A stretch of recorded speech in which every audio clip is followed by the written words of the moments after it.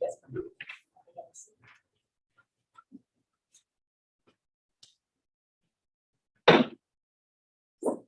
It is 6:30. Today is Tuesday, September 6, 2022, and we are now opening for the workshop agenda for the town council. First on the agenda is a presentation, funds for infrastructure and smart new city infrastructure. Good evening, everyone. Testing. Can you hear me? Okay. Yes, good evening. I first want to thank Mayor Gardner, City Council, and all of you here who are residents and interested in the community of Eatonville. I am a civil engineer. I've lived in Central Florida since 1986, and I was probably the first licensed Black woman civil engineer in the state. I just say that to tell you who I am. I traveled around the country. A lot of my work has been in airport work. So I've done about 75 airports around the country. But I am a municipal person, I'm a city person, I'm an urban development person at heart. I was for Seminole County, I was the land development director, and I was also a land development engineer for a number of companies. But I went off on my own and started my aviation company. And I mentioned that because I'm able to go to cities around the country and see what they have going on. I did work in Birmingham. I did work in Denver. I was able to see, I just came back from Kansas City and I met these mayors and I got to see what was going on in these cities. And my heart is in Central Florida. My heart is with Eatonville, and I've been at Eatonville's doorstep for the last 3 years to let everyone know here that a smart city proposal is central, and Eatonville is at the nexus of what the smart city concept can be because of its size. It's able to be a model of what the smart city community can be. I just wanted to take a second, and this is not going to be a long presentation, but I wanted to show one of the communities that I do work in this is in the Maryland, DC area. They have been the model in Smart City, and there's an organization called the Smart City Council. And they contacted me several years ago saying, we would like to see Eatonville as a smart city because of its size, because of its 1 square mile campus. It is ideal for a model for all the smart city elements that can happen. So I've been knocking on the doorsteps, and everybody knows who knows. I've been at the door for about 3 years, pre-COVID. And what I'm here to say is that Eatonville has all the ingredients, particularly with all the fiber that surrounds the city. And it's very important to know the features and the resources that Eatonville has. I'm going to show one video, and it's basically, before we put it on, this is a prototype town. It's called Seat Pleasant, Maryland. Very similar to the size of Eatonville. It may have 7,000 population, and it is a Black-run municipality. But it was able to, over the last 5 years, develop the concept of smart city. And what it is doing, it has taken a lot of the elements of what President Biden wants as part of this infrastructure bill, whether it's energy, whether it's making sure things are secure, that they're connected, that it's clean, that it's energy efficient. And what I'm here to talk about is the possibility of Eatonville as a smart city. I'm going to put a quick video on so you can see what Seat Pleasant has done in its community.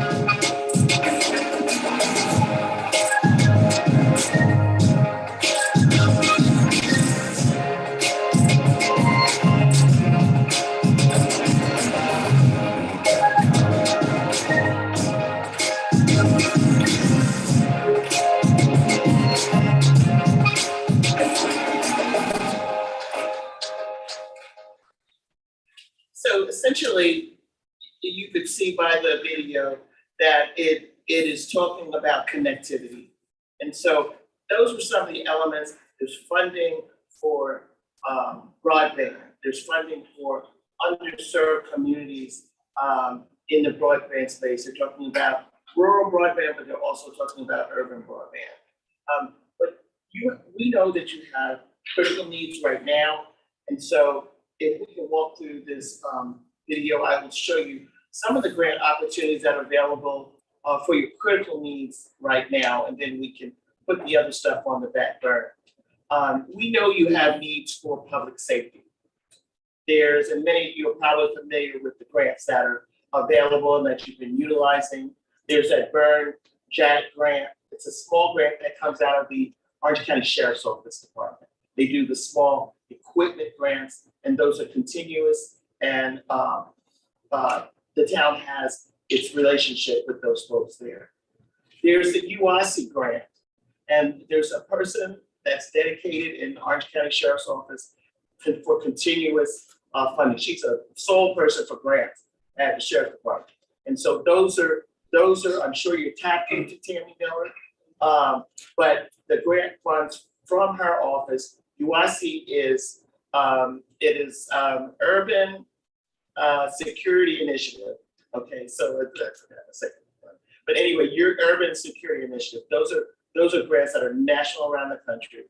Tammy Miller authorizes a lot of those grants and helps with that service. Then we have grants.gov, which is also used around the country for grant opportunities. They have justice grants, they've got across the board grants. And then you have Homeland Security grants. And there's funding for, and then that gets dispersed across the board. But we work with, and I talked recently with Congresswoman's office, and he's willing to provide whatever support that's necessary to make any of these grant opportunities happen. So we can move on to the next slide. Okay, that's where I messed up. Urban Area Security Initiative. Those are grant opportunities that are ongoing, and I'm not going to read the list here, but these are the items that are covered under those grants. They're there to take advantage of those grant opportunities. Next.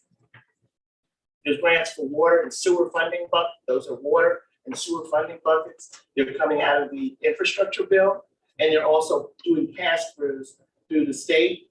And some of that state is through state funding is coming through CDBG funding.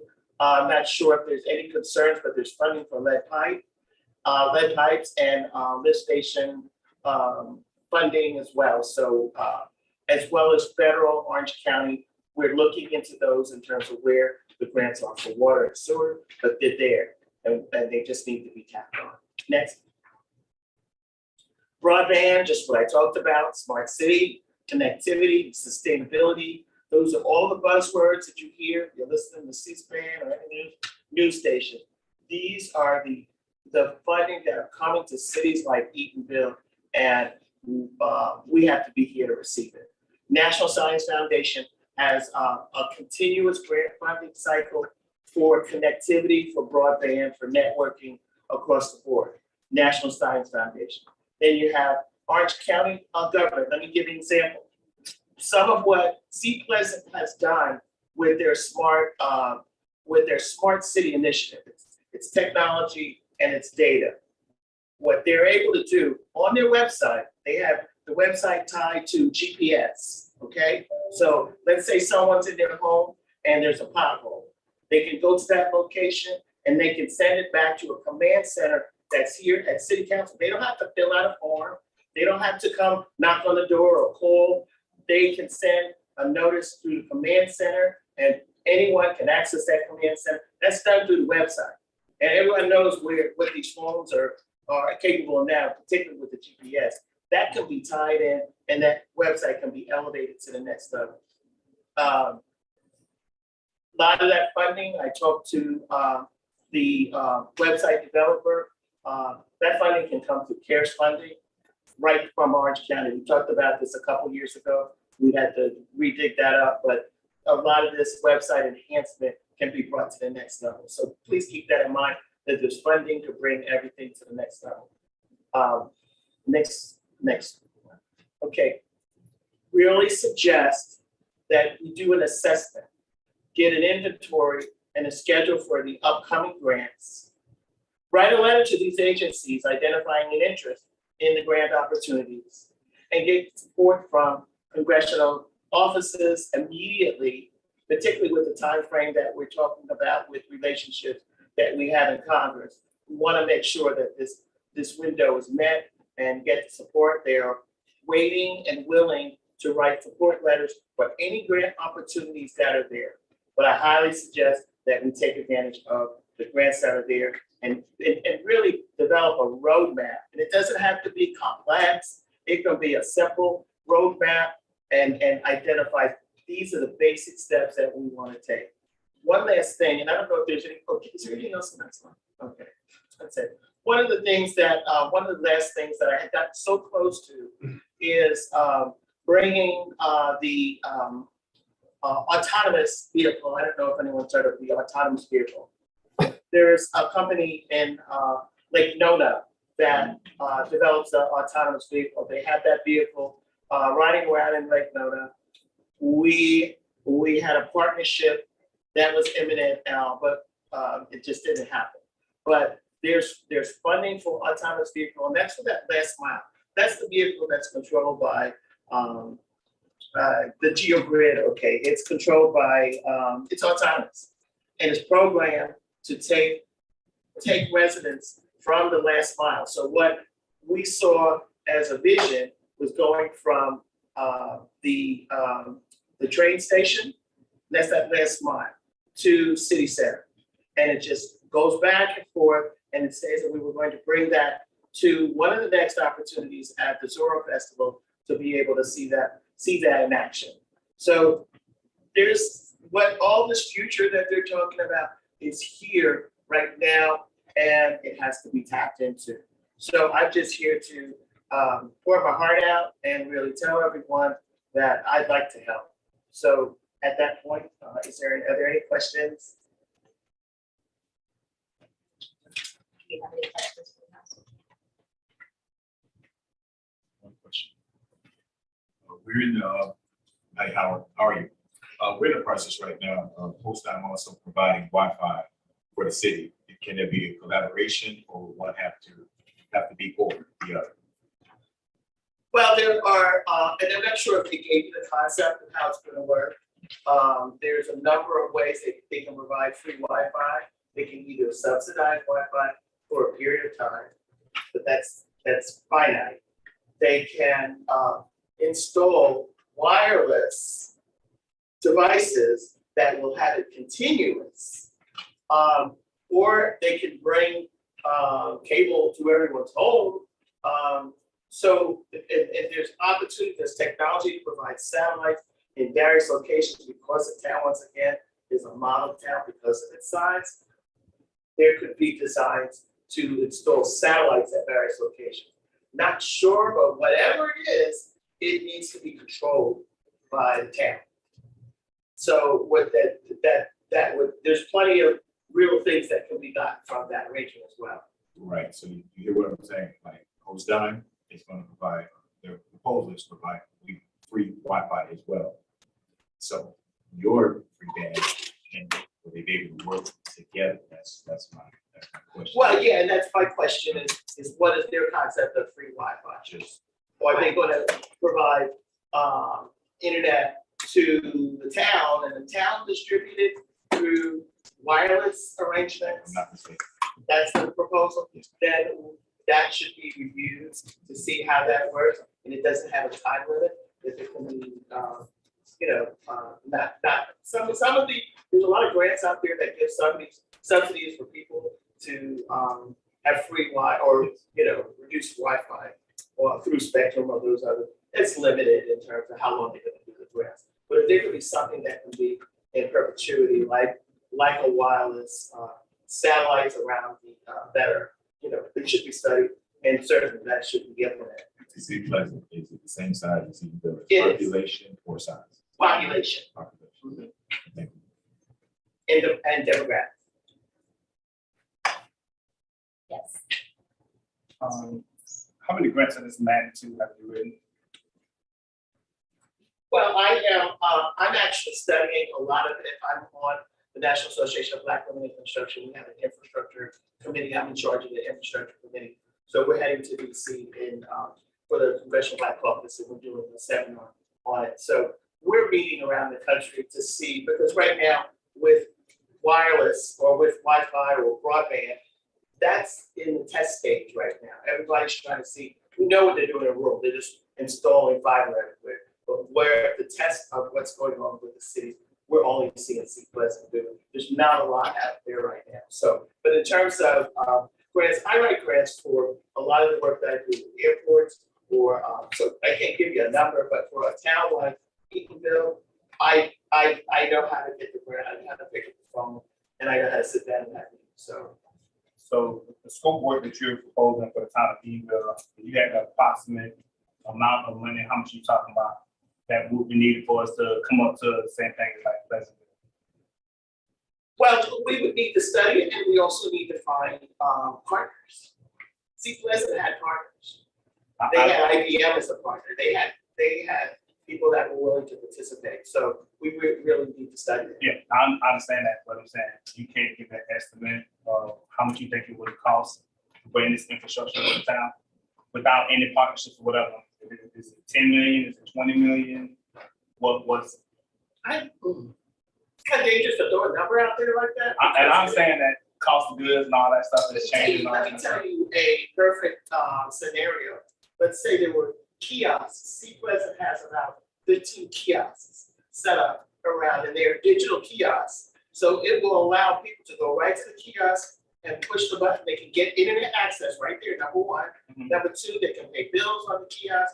They can do internet search. It's no limit to what. And some of them can do it at bus stations or the like. So it just depends on the scope. We have to find partners and funding. Yeah, and I understand all that. And I like the idea of the autonomous car going to the train station. But if it's me and I'm thinking about infrastructure in Eatonville, I would want to have the autonomous car that takes people from different landmarks in the historic town of Eatonville so people can get off. You got a 10-minute stop here to be able to go see St. Mark's, the oldest church here in the historic town of Eatonville. It's telling, and then as it's going to the next spot, it's telling this stuff. So I understand going to the train station, but I would want it to stay in our area the majority of the time to bring in the resources to us. Absolutely. And you have control over what happens with it. But if that becomes part of partnership, it's a big thing. You know, the funding is big. You know, to do a demonstration is one thing, but to have it full time that's serious funding that needs to be identified. Last thing for me, what would be needed from us? For there to be a resolution by city council to agree to study and come up with a plan. And that study will come through you, and is it a cost associated? I am putting it on the table. However, if you choose to select or whatever, I would like to be part of it. So the question, I can do the whole study, but if you want to bring others in, I can bring teams in. I can do whatever is necessary, but my heart is here. I'm not just here for the ability to write the grant. Thank you. Any other questions? Thank you, Ms. London. Thank you very much for your time. Next on the agenda is the property rights element. So here.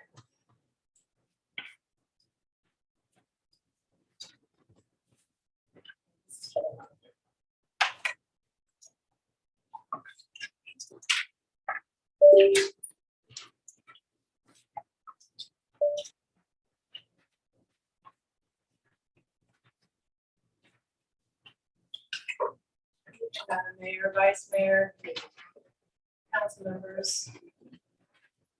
My name is Sarah Salmeria, working with the town as the planner, and it occurred to me while I was putting this presentation together that I've actually already been in front of you all talking about these two elements. So I'm happy to go through any of this in detail again, but I'm gonna go through it a little faster, just for the fact is my memory must not have been that great that I was here in August. But so little things have changed. One of the things, the two elements that are gonna come before you in the September 20th meeting, there's some items on the comprehensive plan. And I just wanted to remind the council that the comprehensive plan does have requirements. They're dictated by the state. This planning process is not just exclusive to the town of Eatonville. It is a public document that every municipality in the state has to have. Currently, so you have a comprehensive plan that is already in place. You have 12 elements. And part of the comprehensive plan, most of those are required by the state. The newest standard is one that I'll talk about, which is the property rights element. So there's a couple of different ways that you regulate and you plan in your town. Pretty much everyone does. It's through their comprehensive plan. Then you have your zoning standards, and then you can also adopt ordinances. And then there's developers agreements. So all three of those really dictate how development occurs.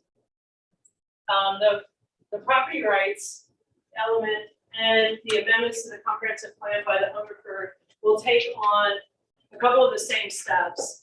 And that's what will come before you. The first initial step on both of those elements have already been done with the planning board hearing that happened last month.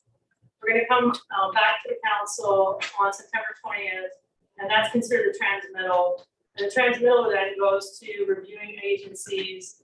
That is the Department of Economic Opportunity, Water Management District, Department of Transportation, Adjacent Municipality Review, DEP, which is Environmental Protection, Regional Planning Council, and the Department of State. And once their comments come back, we'll come back to the council for the adoption of the hearing.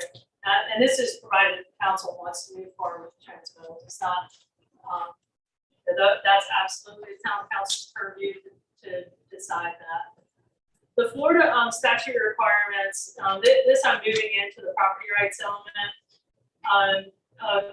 A year and a half ago, the governor signed a bill that required all municipalities to adopt the property rights element.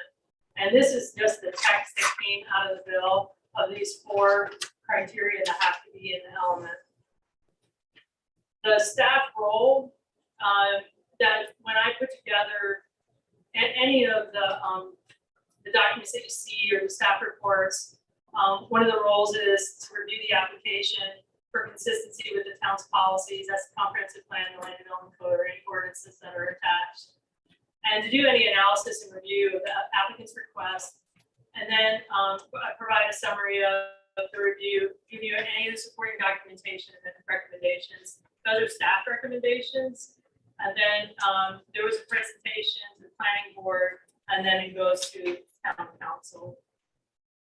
The process for recommending, and I just wanted to kind of be clear on what that is. The planning board is a recommending board. So when the staff report that you have as part of this, both elements, there will be staff recommendations. Those are only recommendations. And then staff presents it to the planning board. And then the planning board has the option, as well as the town council, they can recommend denial of the application. They can recommend approval. They can recommend with approval of conditions, and then there's a recommendation of approval in part with or without conditions and a denial in part. And for the item on Hungerford, the planning board selected item D, which is recommendation of approval in part with or without conditions and denial in part. And this is just, again, the property rights element. And this was when the governor signed that bill. And then really the larger discussion that's been had is the Hungerford property. And in your packet, you just have the staff report. It's 24 pages, but when September 20th comes, when you have that packet, you will have an amended staff report that gives you the summary of what happened at the planning board. You'll have the applicant's narrative, which is 9 or 10 pages of their request, and the original staff report that you have in your packet tonight. And then I just highlighted that it's on page 12, 13, and 17 for the staff recommendations with conditions, and it's on those three areas. One was a map amendment. There are other map amendments to their comprehensive plan. There's a mixed use land use category that the property already has. About 90% of the property already has that land use designation, and about 10% has a commercial land use. So the request is to amend that to make it all mixed land use. And then the text amendments really involve two tables, and it's percentages of mixed requirements and height that the applicant has requested. And then the third is the ordinance amendment, and that's really part of, so the first two go to the state for review. And then the third ordinance amendment is really handled by the town exclusively. And that is the plan development zoning ordinance that's been in effect since 2016. And the applicant has made some requests and changes throughout that document.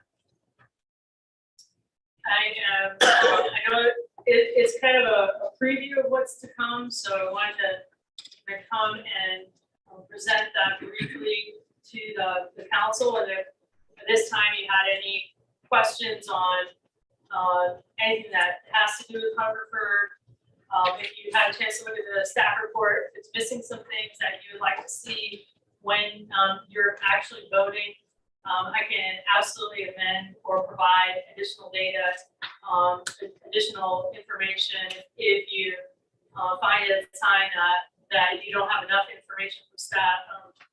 This would be kind of time to either talk about it or contact me before the packets go out. Traditionally, your packets, from what I understand, go out the Friday before your Tuesday. These are a lot of there's a lot of material information, so I would recommend you all having that a little bit earlier, so that you have more time. But it's up to you. You can stay for that Friday delivery, or we're working on the strike through and underline and the staff amendments of the reports as a result of the planning board meeting. So it can be done earlier, so that you can have more time rather than less. But it's a preview of the council to decide that. I'm going to go for any questions if anyone has any. I don't have any, does anyone have any questions for the summary?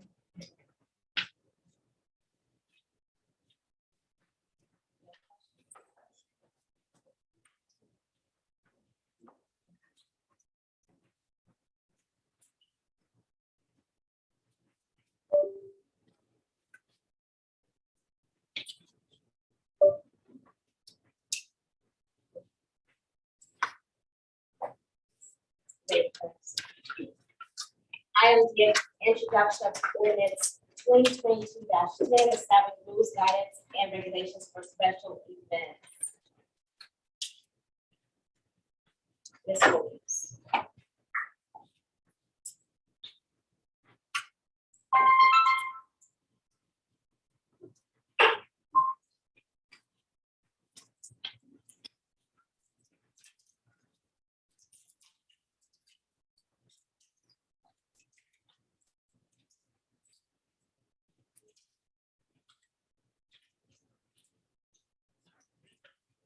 Good evening, Mayor, Vice Mayor, Council, and citizens.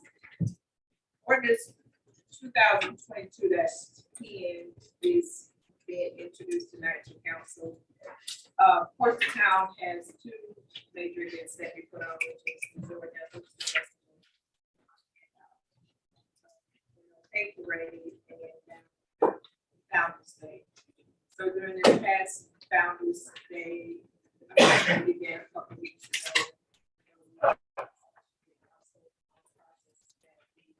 After state event was put together.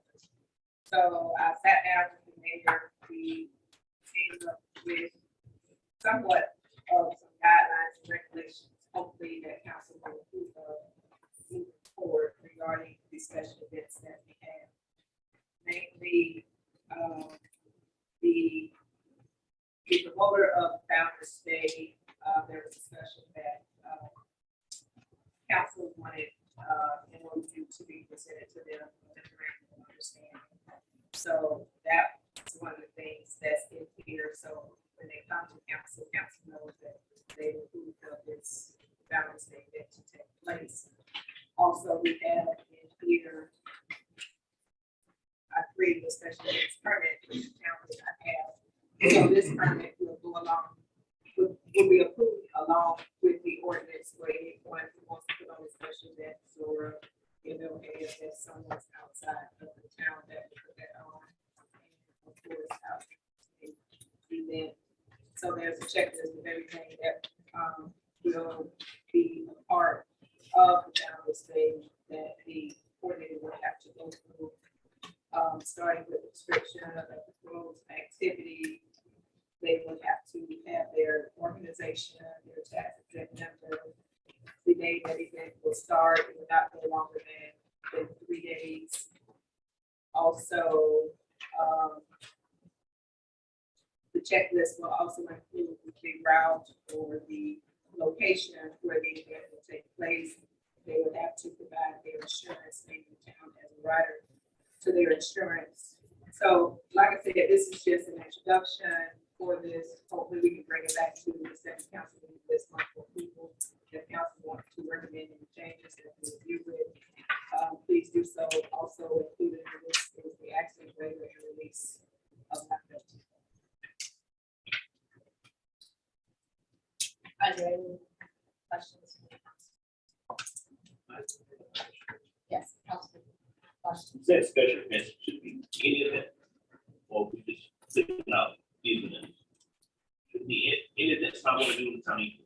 Well, any events that's done in the town will be considered special events. Anything that's not normal for the town to put out.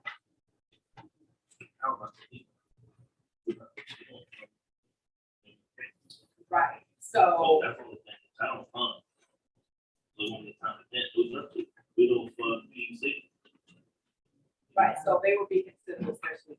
So right now, the way how the Florida University Festival works is they bring a contract to the town for the town to approve for those 2 days that they have for the event.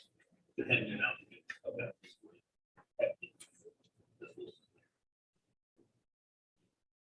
Yeah, right. Sweet. So I'm agreeing with Councilman Washington. The events that we put on, we shouldn't have to have this as, we present a rider to ourselves or an MOU to ourselves.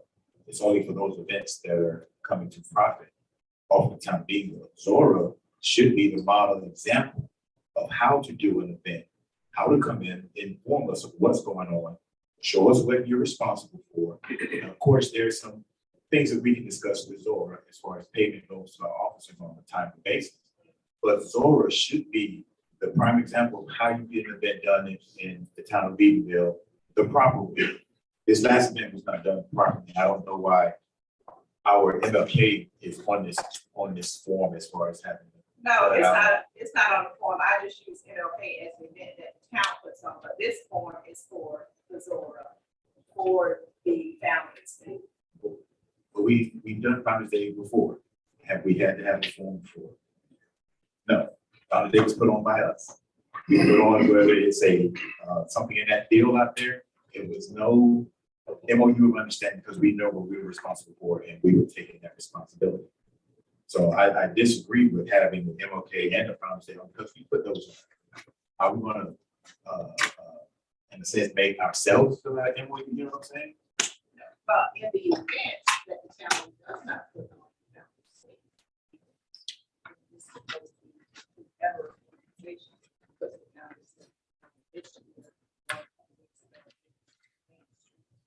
It's no partnership of not knowing anything. I mean, one of the things I wanted to do was have the town informed on a timely basis of what was going on.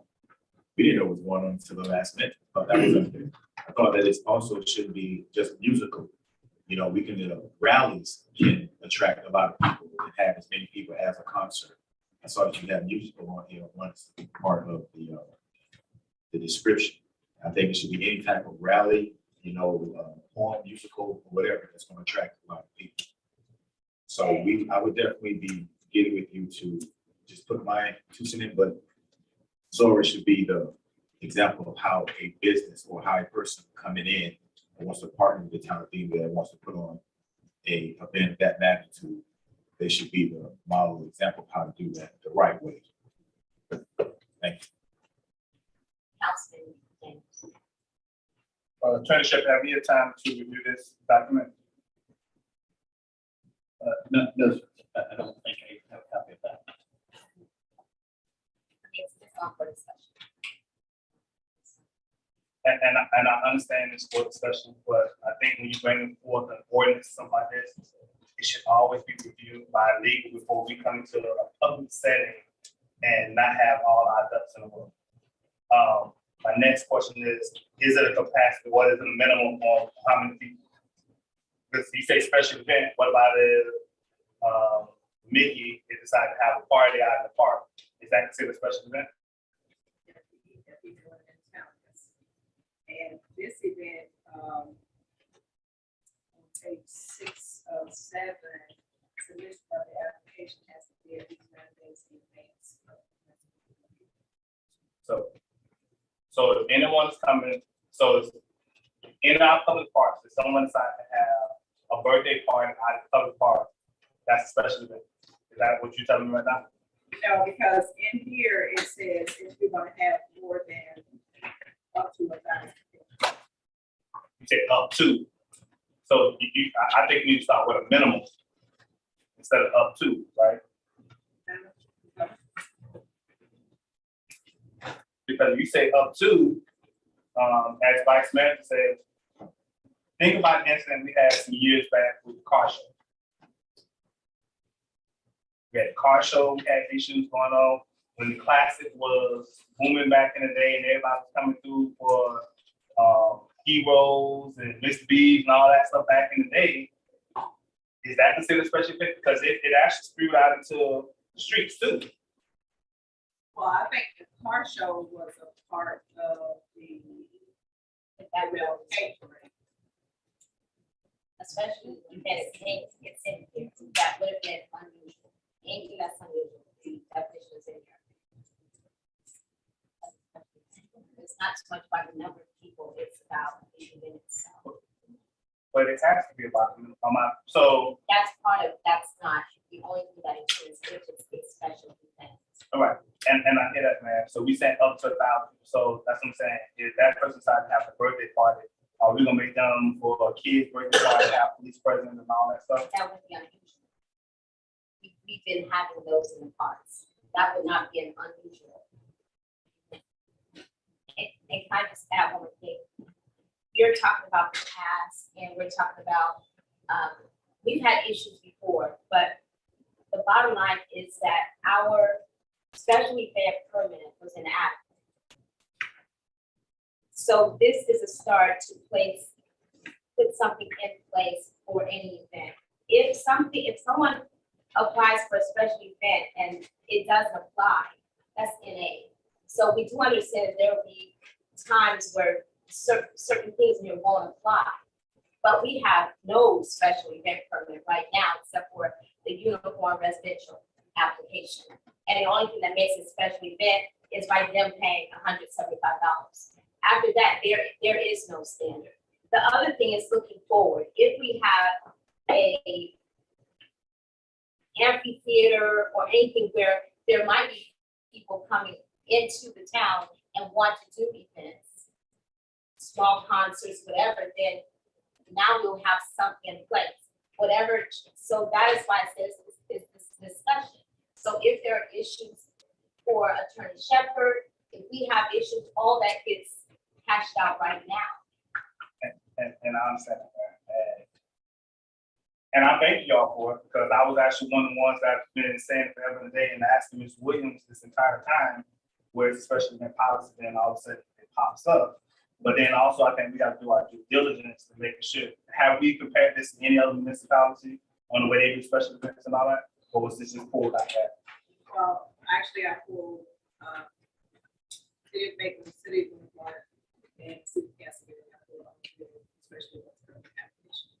I just took my control.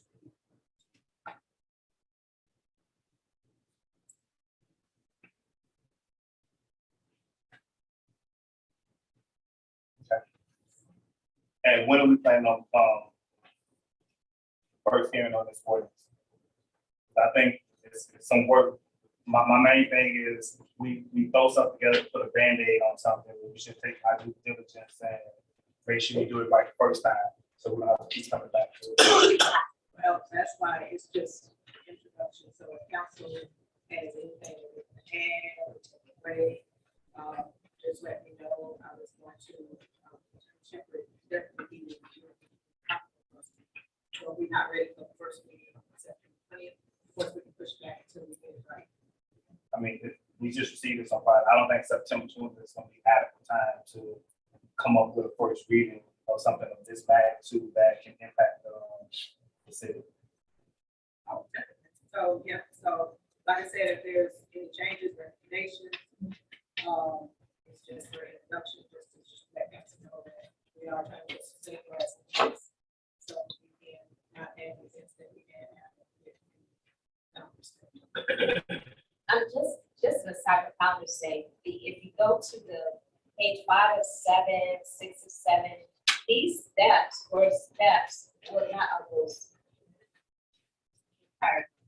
Going to the fire and all of that, those were steps that were taken, even with Founders Day. Page 6 of 7, liability, all of those were steps. But again, there was no special permit application. This checklist is actually, I believe, from statutes. Yes. This checklist is actually from the statutes, and that's how this checklist was done. And Because we had one. and I understand that. Yes. I wanted to, I've done special event ordinances before, and one of the things that I think you're gonna find when you start dissecting it from the first reading is that there's at least 3 different scenarios that will present themselves. The first one, for example, would be where a private entity comes to you unsolicited and says, I'd like to do a 5K run through the city, you know, and I need this and that, and the other thing, and I need to know what your rules are, and I'll pay your fee, and we need police support, and how do I pay for that, all that stuff. So for those, y'all don't go after anybody, they come to you. Second kind is the kind where you wanted a bit to happen, but you're gonna use a bit to do it, like a Founders Day or something like that. And then the third kind is what you mentioned, where the town itself is going to do the event. But I would tell you, based on experience, that for each of those, there's a reason. You may not want to do it, but there's a reason to consider having a special events permit, even when the city is the applicant. And the reason is because, again, haven't been here long enough to know exactly how your departments work. But in some cities, for example, Parks and Rec department will be putting on some event, festival in the park, something, maybe an arts festival, something like that. And they would want to come to you guys as the elected officials and say, okay, what we expect is we're going to have to close down this particular road for this, between this time and this time. We're going to need, this kind of police support. So it's all within the city, but then you have to consider, okay, is that going to be too inconvenient? What about the times of day when it's going to run, and so forth. So you actually make the city go through the same process, so you as elected officials know what the expectations are of the people within your city as to how they're going to do it. How is your police going to handle the security? What's going to handle parking? What about issues regarding street closures and various other things? So when I look at the ordinance, that's the view I would bring to it. Then y'all can decide what you want, but there are reasons for each of those 3 categories to still come through you. Are there any other questions? Councilman, ready for numbers? Yes, this is Peters. For these special events, I was trying to find the name of it. Are they subject to state laws, such as when a person is going to have a group, is going to have alcohol, sell alcohol on city property? That's all it is. Okay, so they have to bring a certification or permit from the Florida Department of Alcohol to the next one that I, just the architecture. Are these special events under the CRA or is it supposed to be under Parks and Recreation? So you have the application permit under the CRA. Right, because we, that, especially the permits that are full, they were actually identified. That part downtown doesn't have to.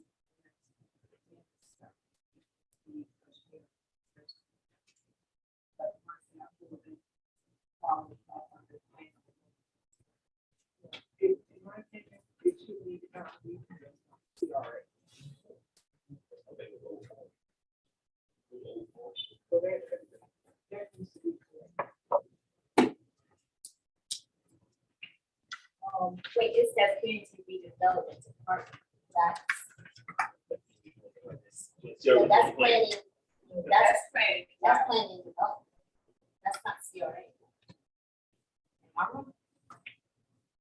Community Yeah, there's a difference between community development and community redevelopment. And so if it's, I haven't seen the form, but it typically would come through a community development department of some sort. Who is, I think it should be community development. what is That's the community development? that's your planning, permitting and all of that. At this moment, that's some combination of CPH and some here. Different. So that would be the town. We'll just take off the community development and just fix the title. It's not. My last concern is, the fees that are applicable to these events. Some use, piggyback on the suggestion that, Councilman Marvin Daniels said we take our birthday party. If someone is at a birthday party for, let's say, 100 people, so would it be applicable to the same fees? Will these get for certain types of, events that fits into a certain category? Because there are events in a relatively small events like a club or a sorority, they want to have people. So we need to define those types of events or the applicable to their fees. But those, And the application requirements. those events would usually look through, yes, this takes the place of the application that's here in town hall. And it's, we don't have one. So in actuality, it might need to be looked at for both places, but what you're speaking of, Councilwoman Randolph, is the application that they do when they want to rent out cars and facility. That's the facility use agreement, and that, it's pavilion, that's different at this moment. I'm sorry, that's what I'm on the recreation. Somebody wants to use like Cali parking lot use for gathering. So that would all line up.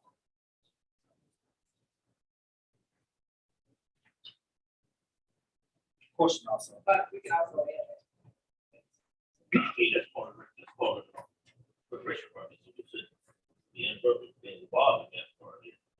They should be involved in it. That's they put for recreation department, if someone is renting out a park within the town of Eatonville, But that's we not should, that. we should have rules and standards that are the same. Yeah, that's, I mean, that's the, I just show that. It has a. Yeah, that's always the time, talking about special events. You show the have things the physical parks. Have you seen it lately? That's what park. Yeah. Parks. Yeah. I mean, that. They look better, but I don't, we fix what's true. They look better, but we fix them up. That's another thing too about that part. About that. Something fix them up. My last comment on this issue is, the advice of the public liability insurance.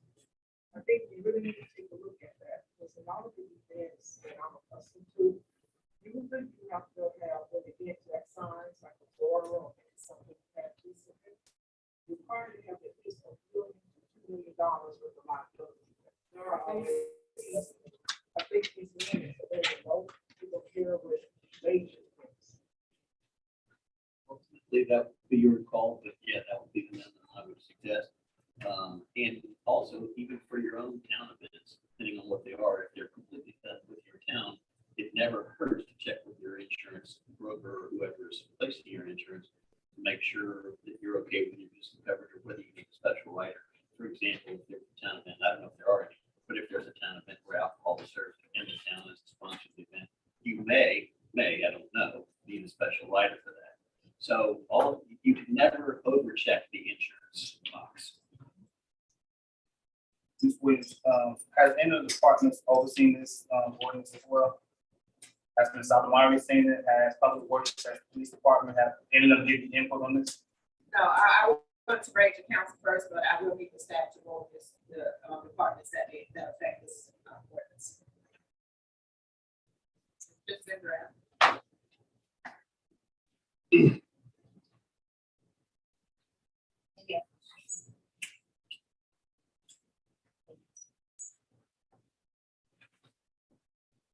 Item number 1, discussion of board vacancy.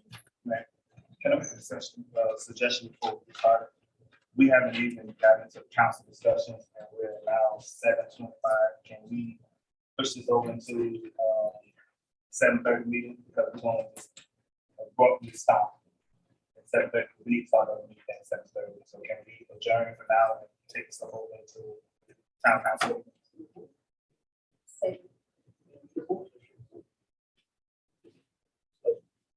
Yeah,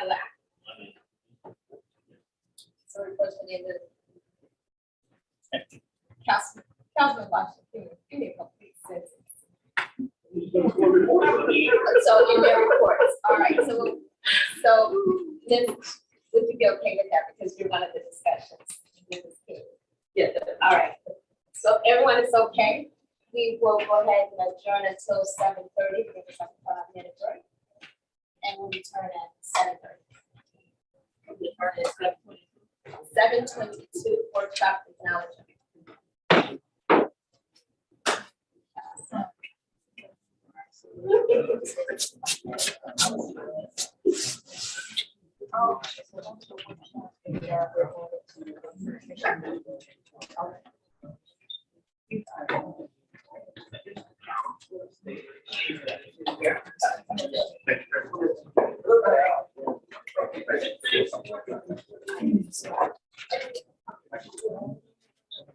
Not tonight.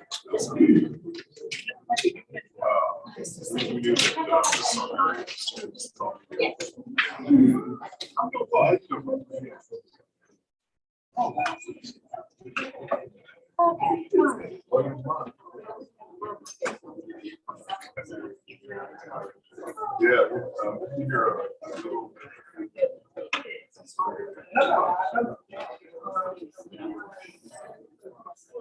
We're gonna try.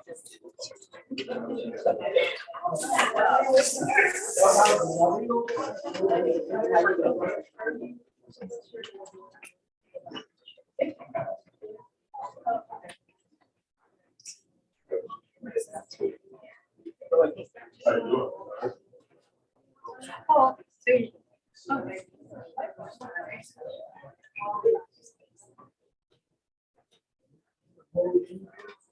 Pardon? What's that? I said, you're gonna move. I want to. Hi, how are you? I see you look how I'm deep.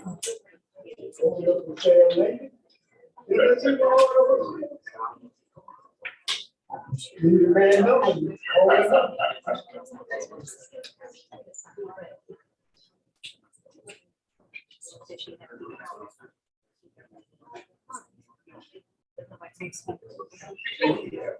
Yeah.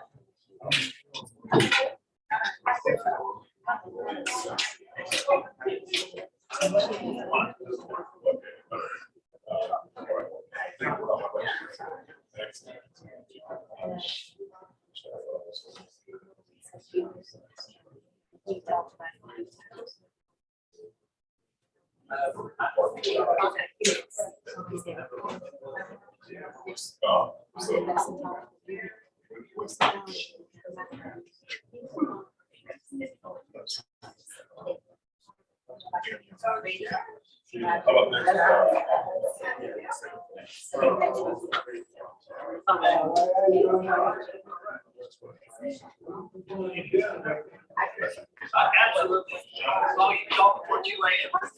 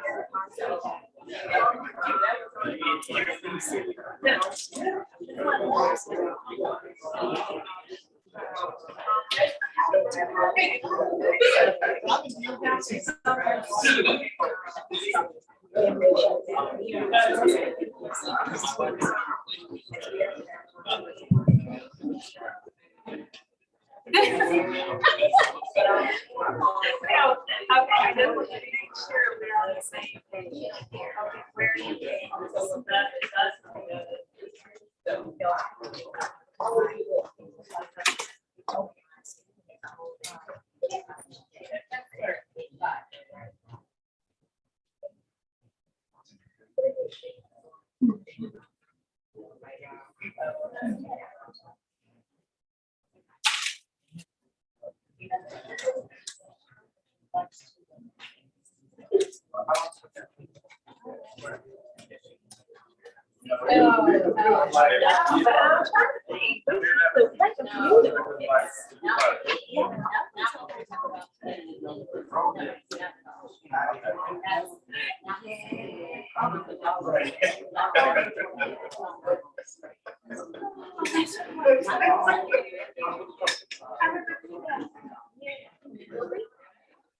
Either you come over and you go it over to this side. Either way.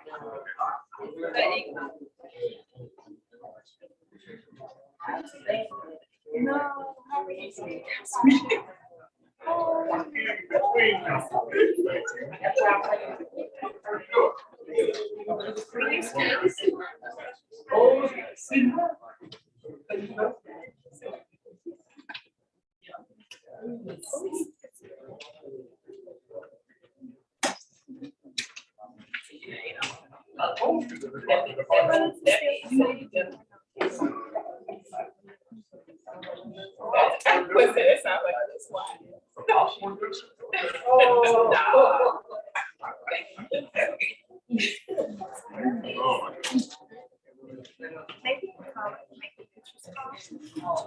But I like it.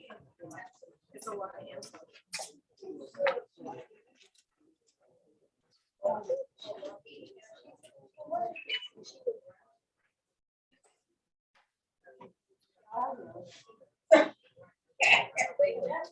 All right, as a reminder, once more, please mute your phones or turn them off, and if you want to speak, the applications are over on the table, and you'll have 3 minutes.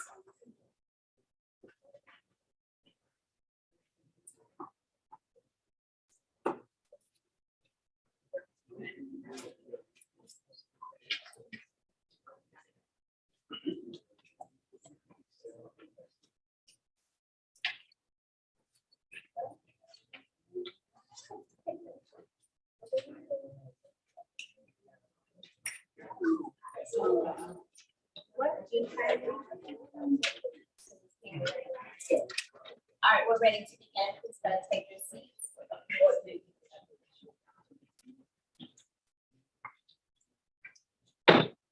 It is 7:30. We now call to order the regular council meeting for the historic town of Eatonville.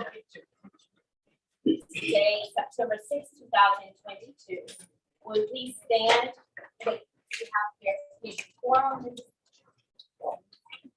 Okay. We do have. We have everyone here.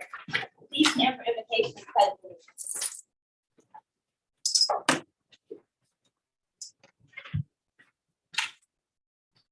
Sure, first, upon God, thank you for being, here to go to live, move, have our being.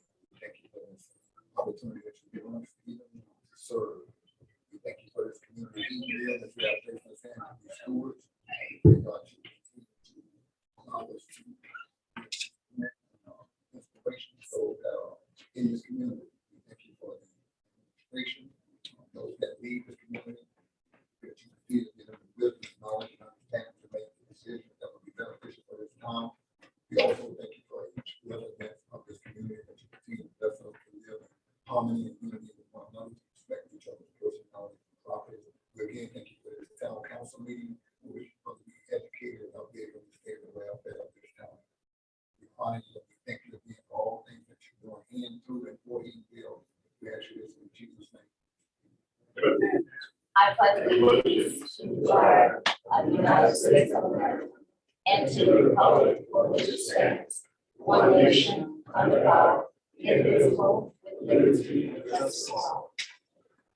We have had an opportunity to review the agenda. Motion for approval of the agenda.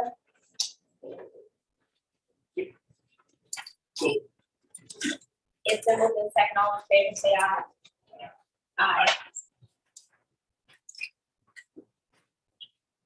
Yes, citizen participation. Yes, we have 3. And our first will be Louis D. Cummings.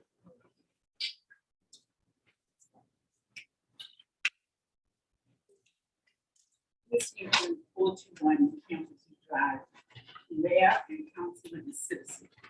It's so sad, it's been going on for a while. I think it was brought up some time ago. Is it any way possible we can get, and Water Works Department, we try to put out a letter so citizens will not put their trash side of the road on a Friday and they have to go all the way to the weekend. Kelly in the park is very sad to look at. Now, just brought up in council before what can be done, so I'm asking this question, but again, what can be done? Can a letter be sent out, not put sofas and tables and chairs side of the road on Fridays? We have to look at all this stuff, and I did have some pictures of that. But it is awful sad.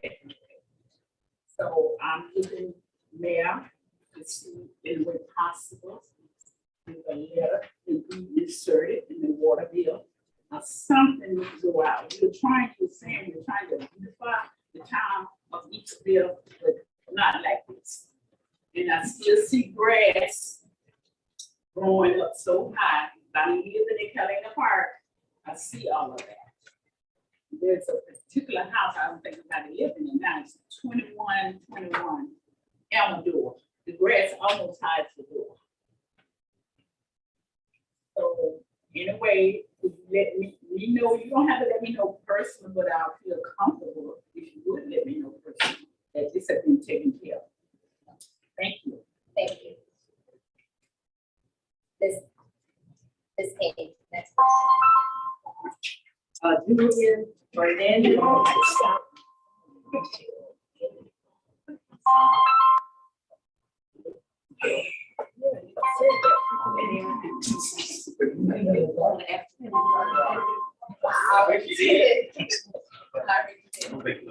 If there's anyone else with your phone not on vibrate or silent, please do so now. Okay, the next citizen, is Julian Fernandez. My name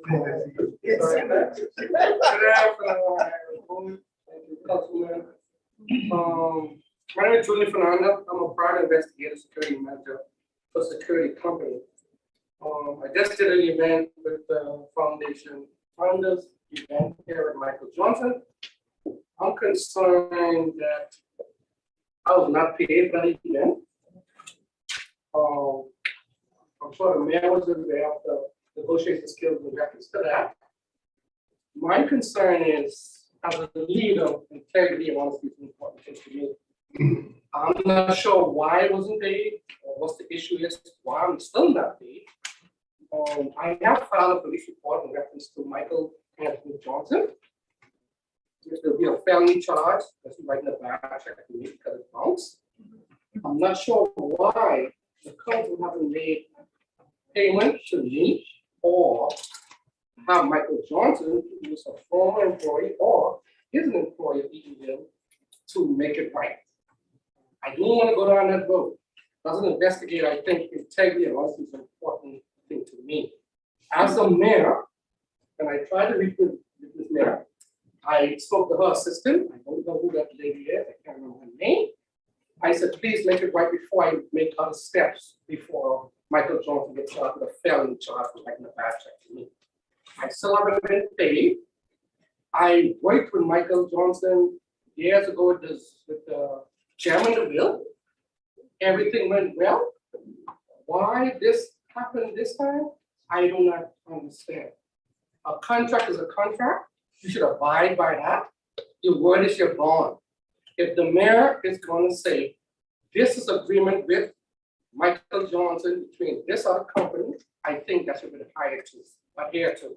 And so she should commit to that and say, we need to make it right before someone else gets involved. Because if I file a report, I'm going to list certain people I spoke to or who's involved with that criminal charge. I'm going to tell them names, and that's how it's going to be. How it rolls, I'm not going to put no punch with that. I reached out to Michael Johnson many times to make it right. I had to pay my employees out of my pocket because his check bounced. I have a problem with that. I am not here to make issues because I love the town of Eatonville. I have friends who live here, people who I know who live here. When I met the mayor at the council, she was so bubbly and happy because we did this thing for the foundation thing, a founder thing. I was great. She was awesome. But now when it comes to payments and issue, the check bump, they need to make it right, guys. I don't want to stain Eatonville because of certain bad apples. That's not fair. I just want to make it right. I'm going to take this to where I gotta go, the legal way. If it's not right, it's going to take its course. And I apologize if I damn anybody else nice happiness or whatever that. I just want to get my money back. Because now Wells Fargo is billing me because of their bonus check. That's not right. It's not fair. So please get it right with me. I came to the mayor the other day. Give me a call. I cannot pay you until X, Y, Z. Give me a date when you're going to give me my money back. Because I provided the service. That's all I'm asking for. I want to thank you all, and I appreciate that. Next. We have,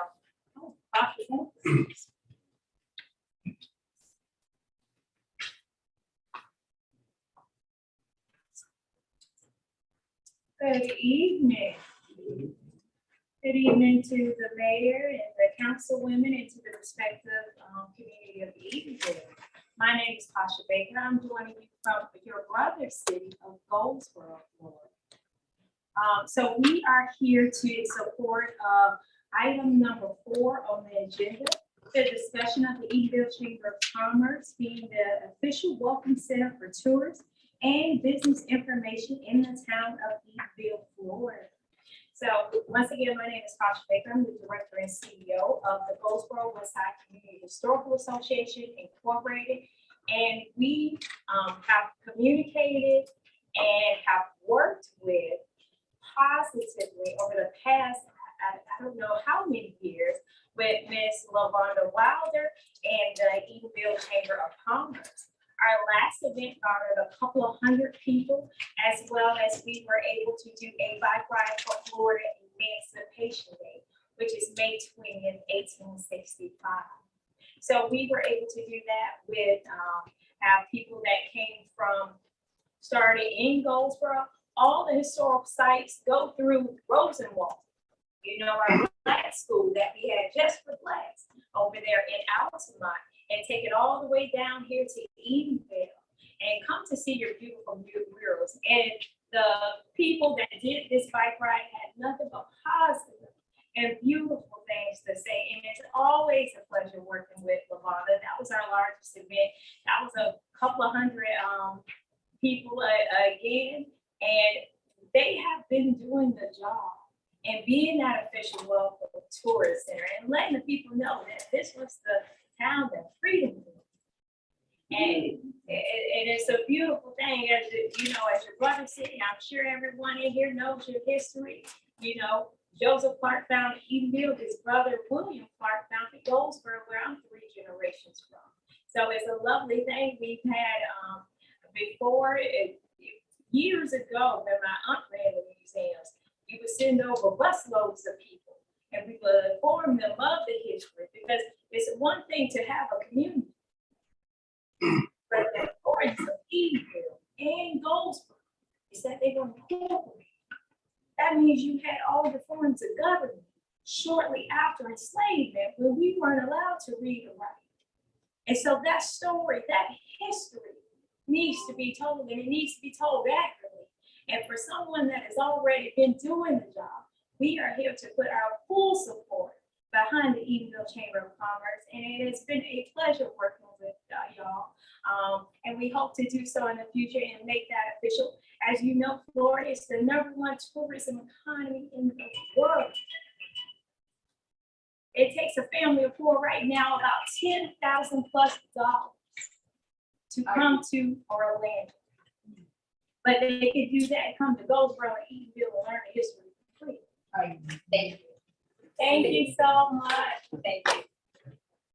Next on the agenda. Oh, you have a question? I have to reject that. That was a workshop. Citizen participation. It was a workshop. It was a Yeah, workshop.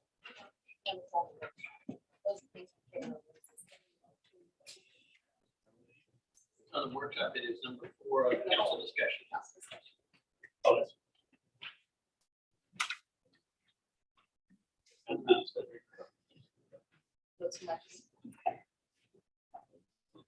next on the agenda is the consent agenda meeting minutes, August 16th, 2022.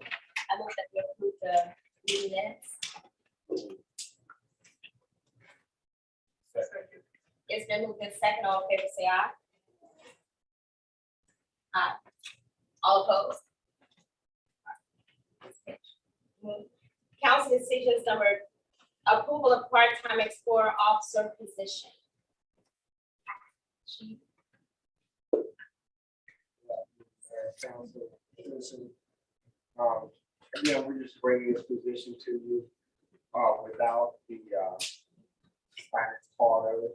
Just want you to get the job description passed and the budget portion of it passed in the budget hearing, which is the amount of $10,000, 3 to 4 hours a week, 5 days a week for the office.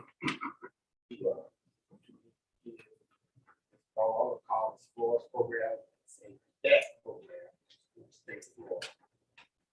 Used to be up under the boys club. Cut time boys club, state floor. For that officer, there's a handbook. Of the floor, go by that handbook.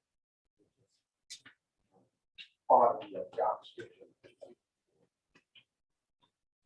Thank you. Are there any questions? No,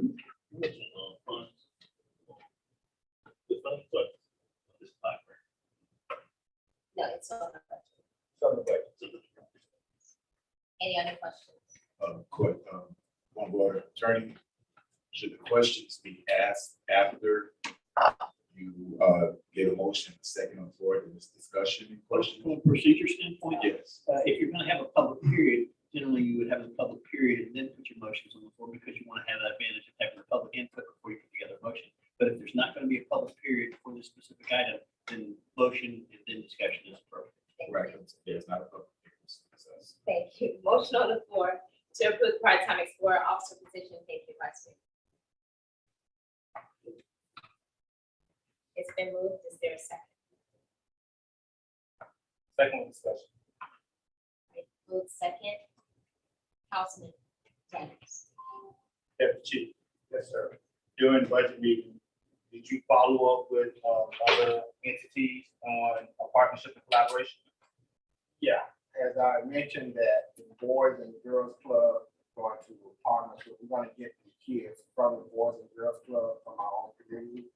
So we're going into a partnership together to get the kids that we're gonna put into the program that, like I stated earlier, it's no longer under the Boys and Girls, under the Boys Council of America, so we're going to use it in the truth. It's gonna be our kids from our community, from the Boys and Girls Club. There was a suggestion also of a local church that may be able to assist with that. Did you reach out to that?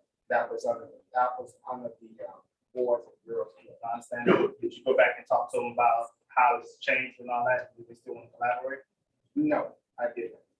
Because it's through the state of Florida now, and basically we're going to pull kids from our community. And again, for the public's sake, how many kids are you talking about for this program? No more than 10. And what's the salary for the officer?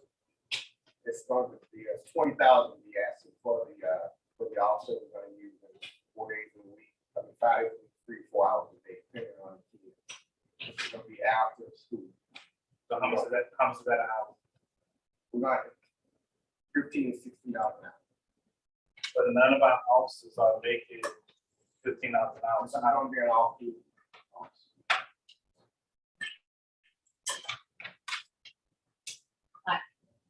Vice Mayor. No. So all new officers can be paid a lesser rate? Yes, you can. If he's going to be working with the kids, that's what the job description calls for. That officer can work for that amount of money. Now, if we went with the normal, $40 an hour, we would use up $20,000 much more faster.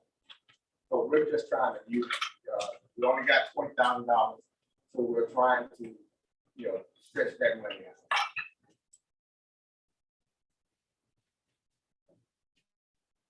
I'm also suggesting that we want to put more money in. I just think our kids need to have best. We need to stop shortchanging our community. I keep saying that. If we keep shortchanging them, they're gonna shortchange us in the future. And that's why we're going to have a sworn officer. The officer is the only one that's committed his time to work for that amount of hours, that amount of money per hour. And so you already have someone in mind. Yeah, we're going to use the third officer. And we're going to use the officer that's from the school at your suggestion. Vice Mayor. Yes, Chief. Knowing and being a part of an organization that has helped the kids of this community, Every Kid Outreach, being a funding source for Lanes Incorporated, I understand the importance of getting our kids before they get in trouble and being proactive instead of reactive.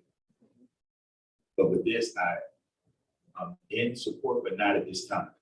I think that 20,000 should be used as an incentive-based something to get more officers in here. I had an opportunity to meet Officer Perez, the new officer that we hired. Yes. But how many are we short still? For sure. 2. I think that 20,000, and like I said before, this Explore program is ready to be another added resource that can help our kids, which we don't, we have some trouble kids, but not a lot, because it's not big in that system. But I think that 20,000 can be used to get us an incentive to get another 2 officers in here to say, hey, I got this for you. You want to come over?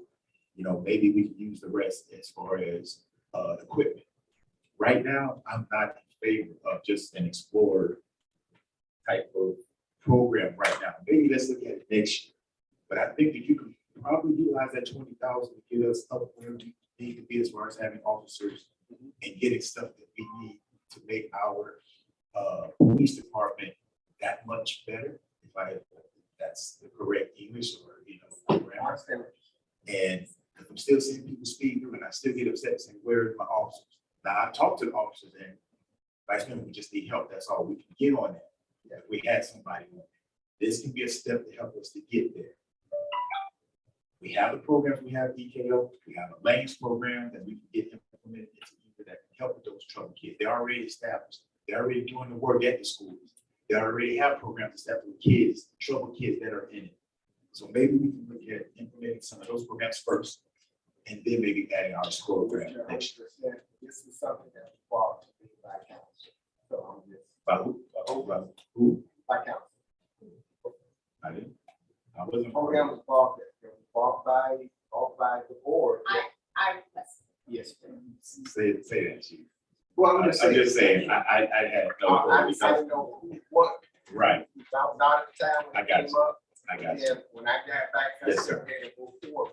I understand, because if I would have known this, I would have said the same thing to you before. I think we get our officers, get more officers in here, and then we'll look at this program next year if we can. So that's just my, thank you. You're welcome. Any other? Yes, Council. Yes, first.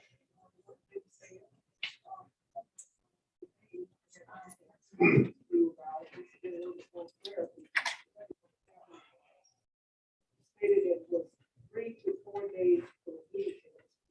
$2,000. Not yet, that was my mistake. I didn't have to take the money. It's 15 for the part-time, 20 for the. I got a paper in front of me when I talked to you, and I should have taken you earlier and said, I misspoken, but it's 15 for the part-time, plus the 20 for the office.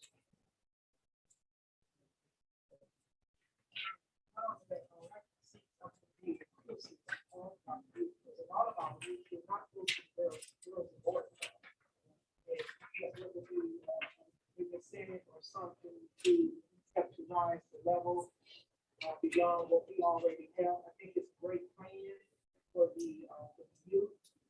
This is something that's very good. So really active on our communities for law enforcement. To help us to promote more people into law enforcement. It's very good. Right now, I think we can look at a little bit more closely. We'll later on, we'll probably do. Not a problem. I just want to state for the record, for as I know, there's only been one local person that has worked for the police. Other person that we've never sent anyone to CAD to work directly for you. That would be something I want. Something that we sponsor someone from the community. That program will be a step forward to get someone in the right direction. So, the council's ready, we're ready to go forward. I have a question. So it's not age, it's not age bracket that we have, which is the good thing, right? Yes. So we're not looking at the fourth grade of kids. We're looking at any kids in town, Eatonville that go through this program. That's right. And this is what we did back in the past. I didn't participate in it, but I know that definitely at least participated in that school. At the time had. Right. And I think this is big, this is something that is real big, it's really the difference from recreation. You gotta think about that. Kids doing what? Like I said, nothing going on with the kids, but for the after school program is what happened. I was talking with Ms. Thompson, and there's a 6 to 9 time frame where we feel our kids are doing nothing. So we can tap into that time.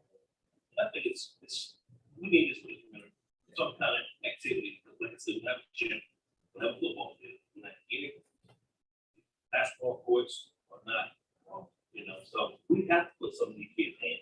So I don't know why we neglect the kids. We have officers, we have the payroll for officers, but it's officers, right? Correct. We have the money in that budget for 2 officers. It's just So with the 20, I'm thinking about about that. a person that we can hire. Everybody is taken from everybody. The pool is very shallow. And, find quality people, it's hard. Yeah, so what do you think that anybody do with kids? I mean, Go back and rephrase what I said. Thinking about it and also just being conscientious of what Washington said. I agree.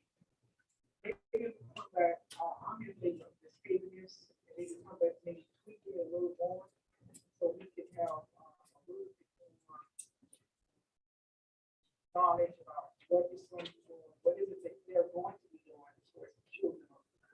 Because, right, we do not have recreational things here for our children. I agree. Let the job description kind of tell you what the officer's duties are, and there's a handbook that goes by positive influence. And, they teach the cases, and, they go out and help, police department, they go to the city of Orlando, they go to Orange County, and they interact with there's a 2-week camp that they go to. You can just, give us a little bit more information, maybe do a little bit more work on it. Yeah. I think it's good program. Have you considered mentorship with our after-school programs? Because a lot of times, everybody's trying to recreate the wheel. What about collaboration? Isn't that already a group of kids at the after-school program? Well, and the thing about it is, this program is unique to itself because you're teaching them how to be, move into the law enforcement field. So it's a program it's a junior cadet, and basically they're getting the training that a police officer get on a lower level that will make them want to be a better citizen, be more productive, and then one day go into law enforcement. Yeah, I understand that. But right now, we're trying to go from cold turkey to full operation. We don't know if we're gonna have the target market that we need to actually sustain the program, right? I mean, for the kids, Yeah. kids are there. How do we know that?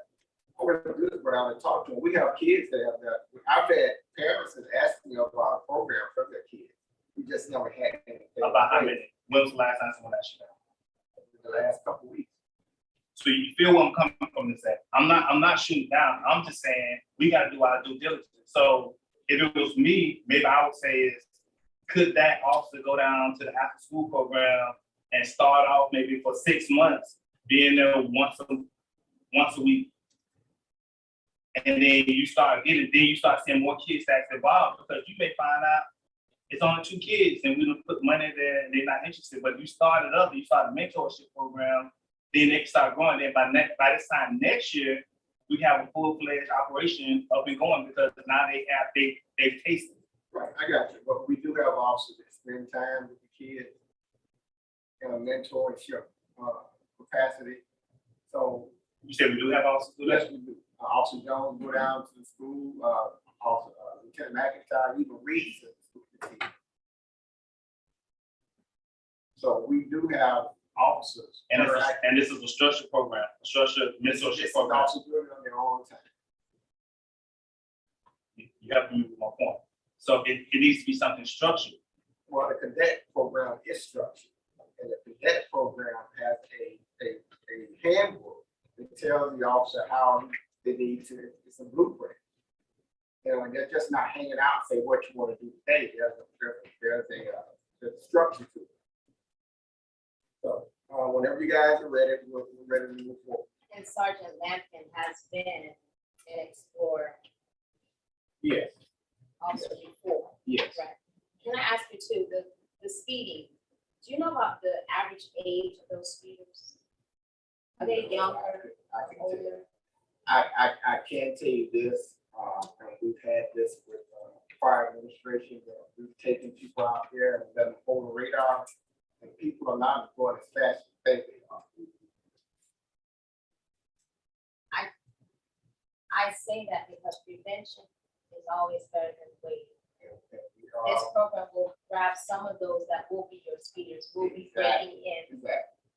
Just the other day, I saw one of the students, they're no longer at our school, but it was obviously something going on with him. And I think later on, they'll have to pick him up. Yes. This would have been perfect for that student. Because something happens when they leave our elementary and go over to the middle school. Something's happening, because we don't have a capable aid. So the Explorer program is another way to have safety in our community. We just have to look at it more broadly. We had 100% success out of the last program. When was that? We had 15. Yes. How long ago was it? 3 years ago, 3 to 4 years ago. Yes. come back and find out how many kids in advance, it doesn't have to be exact, but how many that you know of. When you solicit for this program, how many will be actually interested in this program? But if we say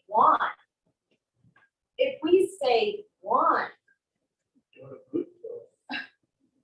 That was just something. I know, but we'll make finish our motion. Yes, go ahead. These kids, we know, the kids have bills at home when they leave school. At 4 o'clock, 5 o'clock. What time does program start? After 5, 6, after 5. So when they go home, they're not going home to at the house where the mail is not at. They're going somewhere, that mentor, that man figure, telling them, talking to them. Well, being loved by a sister. So that's one thing you gotta look at with these kids. These kids don't go home till, like we have a lot of kids come home now. When we had kids come home. These kids don't have that. Yes. And I'm into it too, like big, and I know how that goes. Kids don't have that at their house. They come to school and back up. Correct. So we need to make a point. I mean, you give me report a program to us. This is our job to say, we will never do it. Not tell you how many kids, how many people, whatever. You the program, that's what we pay you for. You bring us up. So me sitting there telling you how many people, how many kids, where they come from. That's the program. If it don't work, you bring that to us. Councilman, you don't think that impacts budget? So when you do budgets, you gotta know what you're trying. How much money is going? So as we know more people go to jail, we know we need to put more money to our police department and stuff like that. If we know our, more tickets being written, I mean, we need to put more into our police cars and radars and all those things. That's how you make a conscious decision. And I'm with Councilwoman Randolph. If we know we want to do this program, and now we at the last minute, we try to push something through so fast, so knee-jerk, why didn't we start asking this back in June? Back in February, why didn't we start asking parents are they interested? Why don't we have workshops on to try to figure out are people interested in doing this? Yeah, well, I can tell you, I've had one family of 4 who asked me when we're going to have this program. I get that, Chief, but I said again, why haven't we asked for now? Why haven't we asked the residents, are they interested in this? Well, after the 15 graduated, they moved 3 or 4 on. years ago. Yeah. And the program kind of lapsed because we didn't have the funding, we were short of officers. So now we're trying to make a way for it to happen with a small amount of money and a lot of commitment from the officers.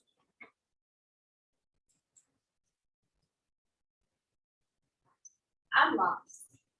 Because I don't think this is a question even that we have to ask. I can go down the street and name several mothers that would say, hey, I would like that for my child. Why can't we be proactive and put something in place that we know that works? I mean, because a lot of people do not even know about the Explore programs. They wouldn't ask, but it's on the floor for them. It's on the floor. It's been moved in second. All in favor, say aye. Aye. All opposed? No. I would finish the discussion. Push it on. I was the.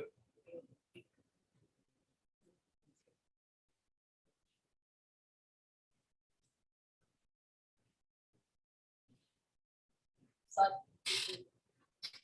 No, because what I mean by we pushed up to, we talking about 20,000. what did you do right now? You went ahead and Not pushed ready. it, and we still in I'm discussion. I'm trying to fix it.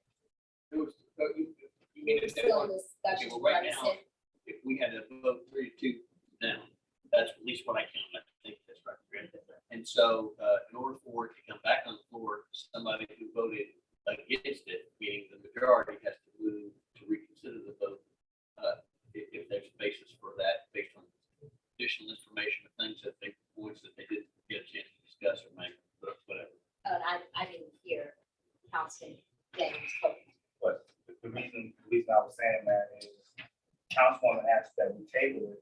And I was coming back to the point of, if you talk about $20,000, spending $20 an hour, that's 100 hours.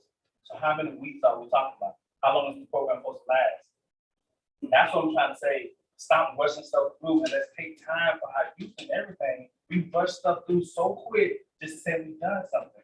So that's why, hold on for a second, man. That's why I was saying, let's table it and come back. Let Deputy Chief get all his statistics and everything in order and bring it back.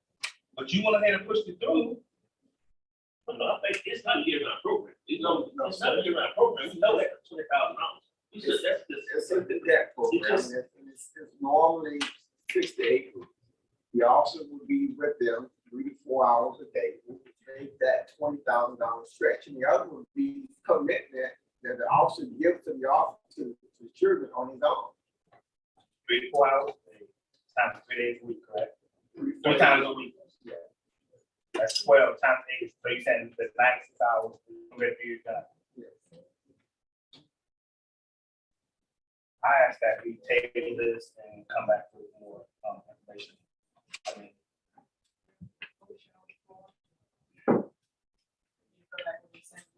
It's, but this week too, so you're saying you have a vote for Councilman Daniels. I thought I heard. Councilman Daniels, did you vote?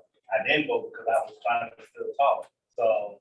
If I misheard you, I misheard you, couldn't go, but I thought I heard. It was a no vote. I mean, This it's is no. gonna be a no vote for me. Okay. Because I wanted the table to bring back with all of the. So did you, what we're trying to figure out, sir, is did you vote or didn't you? Because I couldn't. No. Okay, so you didn't vote. So if you didn't vote, then we don't have a decision yet.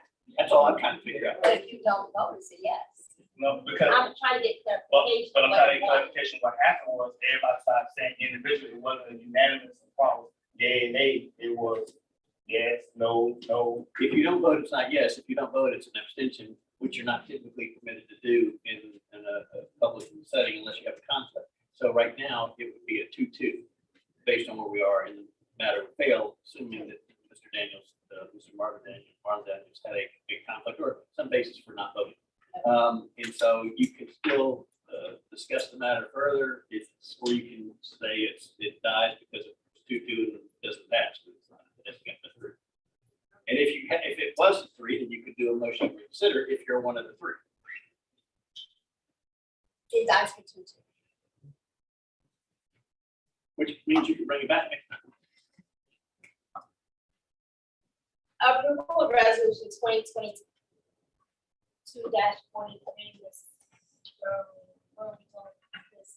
Okay, can we go back to this one? So Councilman Marlon Daniels and Councilwoman Wanda Randolph wanted this item tabled. So they can, since it's 2-2 vote, they can put the motion on the floor to table it and bring it back at a public meeting. Well, here's what, again, I'm going by ears and I'm not best at my age at telling you what I heard, but what I thought I heard was 3 votes. If I only heard 2 votes and I'm not ready to vote, then it's tied.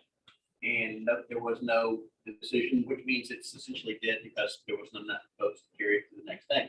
But if there was actually 2 people who said, I'm not ready to vote, which again, I'm going by what I could hear. And that's when you have an oral vote and everybody's saying it at the same time. I was trying to listen for 3, yeah, no, or whatever. And I thought I heard, but if I didn't, I didn't. I think at this point it's 2-2. Yeah. And Councilman Daniels had not voted. That's what I So thought. whether it's tabled or not tabled, it can be brought back. Yes, it can. It hasn't been officially defeated. Yet. Approval of resolution 2022-43. One moment, Ms. Williams. Did you? Yeah, if we can, table this item, Mayor. Council takes no objection to that. Okay, I move that we table approval of resolution 2022-43. So, Move the second, all in favor, say aye. Approval of process control services invoice for emergency repairs to the water plant. Public Works.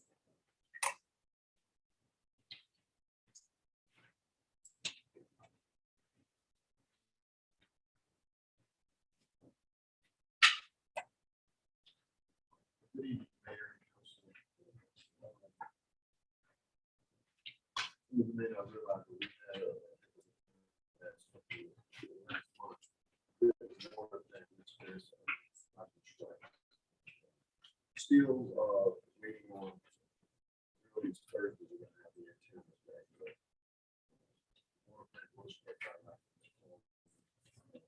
And, you know, we'll full extent of that, to get the, attendance installed. The, motion to get these invoices paid, receiving insurance, getting some more information on private property. So, that will work.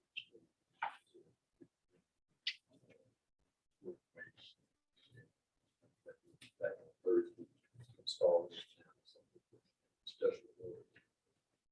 We're also thinking about some of the more crucial pieces, some spare pieces, chill, and trying to own the water plant, like the strikes, to go ahead and have electrician.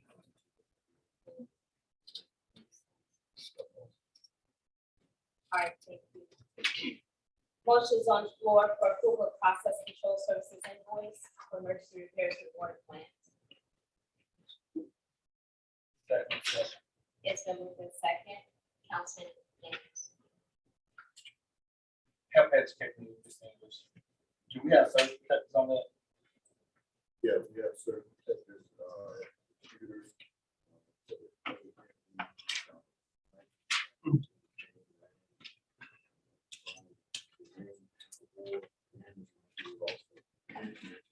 When was the last time y'all checked prior to that? When was the last time you checked prior to that? Last time we checked surge protectors. Both. We checked the plant daily.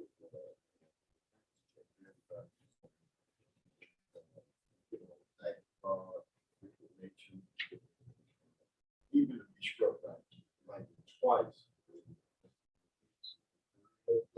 But if we talk to vendors, we're not long range on this. To the guys on screen.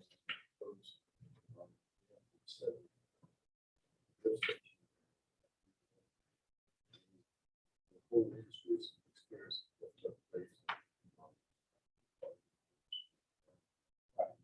So again, when was the last time y'all checked certain protectors?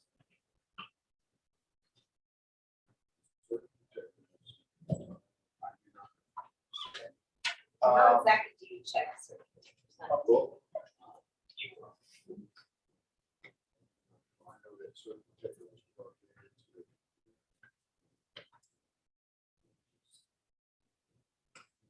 into photograph of each other.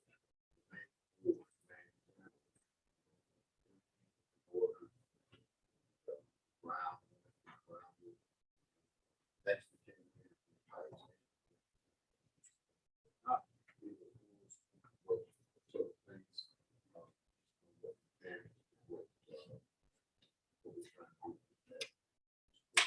What was the day of Black History? August.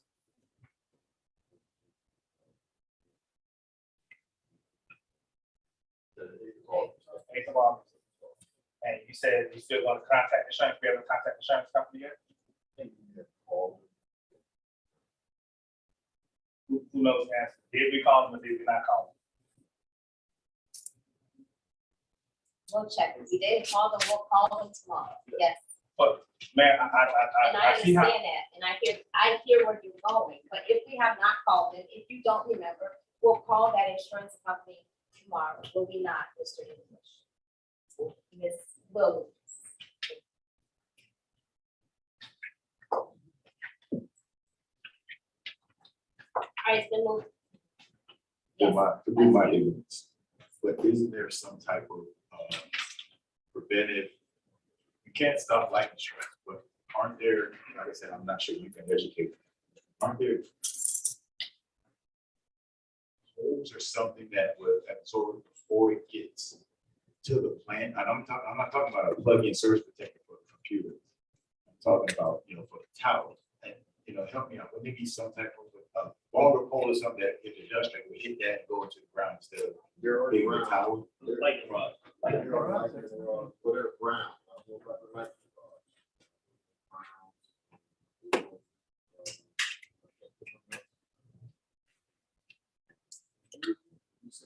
not the wrong way. I understand.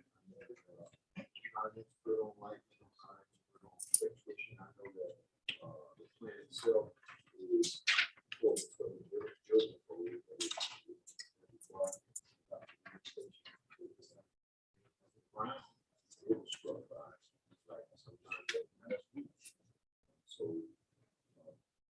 several vendors, even the vendors are referring to. Thank you. All right, it's been moved and second.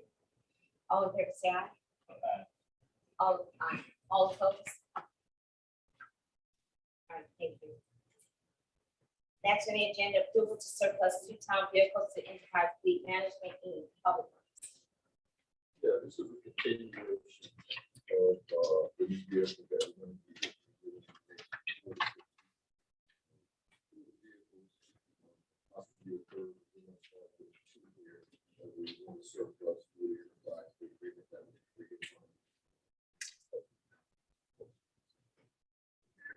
Criminality, where two vehicles that's been dead on.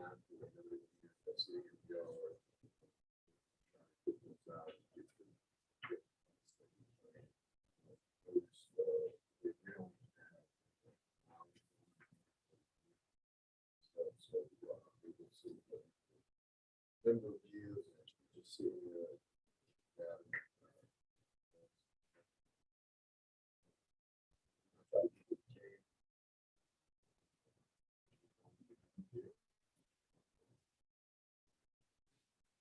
All right, approval to surplus 2 town vehicles to Enterprise Fleet Management. It's been moved, is there a second?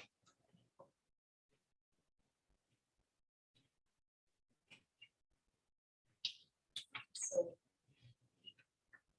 non-working vehicles. It does, but I second. Thank you.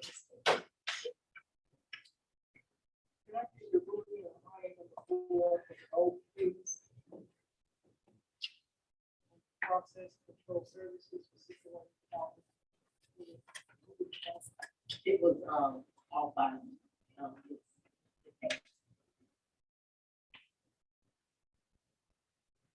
All right, because on the workshop, there were 2 items that the town clerk wanted to bring forward. I'm gonna now ask you to go first. okay. Yes, and then. Now, if you will, the council will speak on the podium or will you take it? As long as it's picking you up. Okay, the purpose of this particular, item is to, begin discussion on the vacancy for our board. We have 5 active boards. Actually, 2 of them are, filled, but the other boards are vacant. And we have, some seats that's coming up, where the terms are ending. And I thought this was a great opportunity to bring it before the community, because we have several residents in the room who could potentially consider serving in the community by being a part of one of these boards. And in addition to our residents giving consideration to serving on the board, council members have been asked and to identify some wonderful candidates in the community that could serve on the board. Now, one of the boards, which is the historical preservation, you don't have to be a citizen to serve on that board, but they do have criteria to serve. And to that end, we did receive an application, which you have in your packet, of one individual who has expressed interest in serving on the historical preservation board. I don't know if you had a chance to review them all. One of the citizens, Ms. Angela Johnson, brought to my attention tonight. First, I want to thank you for bringing this to my attention.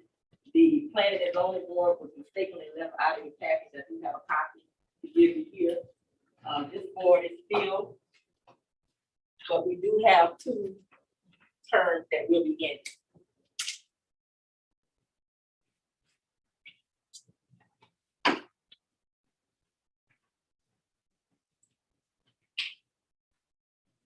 And in addition to the vacancies and the terms that will be ending, the ones whose terms that will be coming, I would like to, get a copy of it.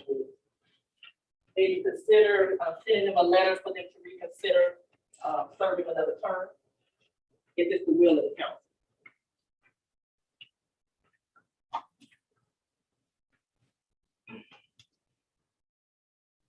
How many consecutive terms can a person serve? It really depends on the actual board. In our code, if it doesn't specify, it is not a requirement. But I do know for, I believe it's the planning and the historical preservation, that you cannot serve 2 consecutive terms of 3 years. And we do have one that is coming up. The term is ending, and she would have had served 2 consecutive terms of 3 years. The recommendation would be to reconsider her back on the board, but maybe not for 3 years, maybe 1 or 2 years.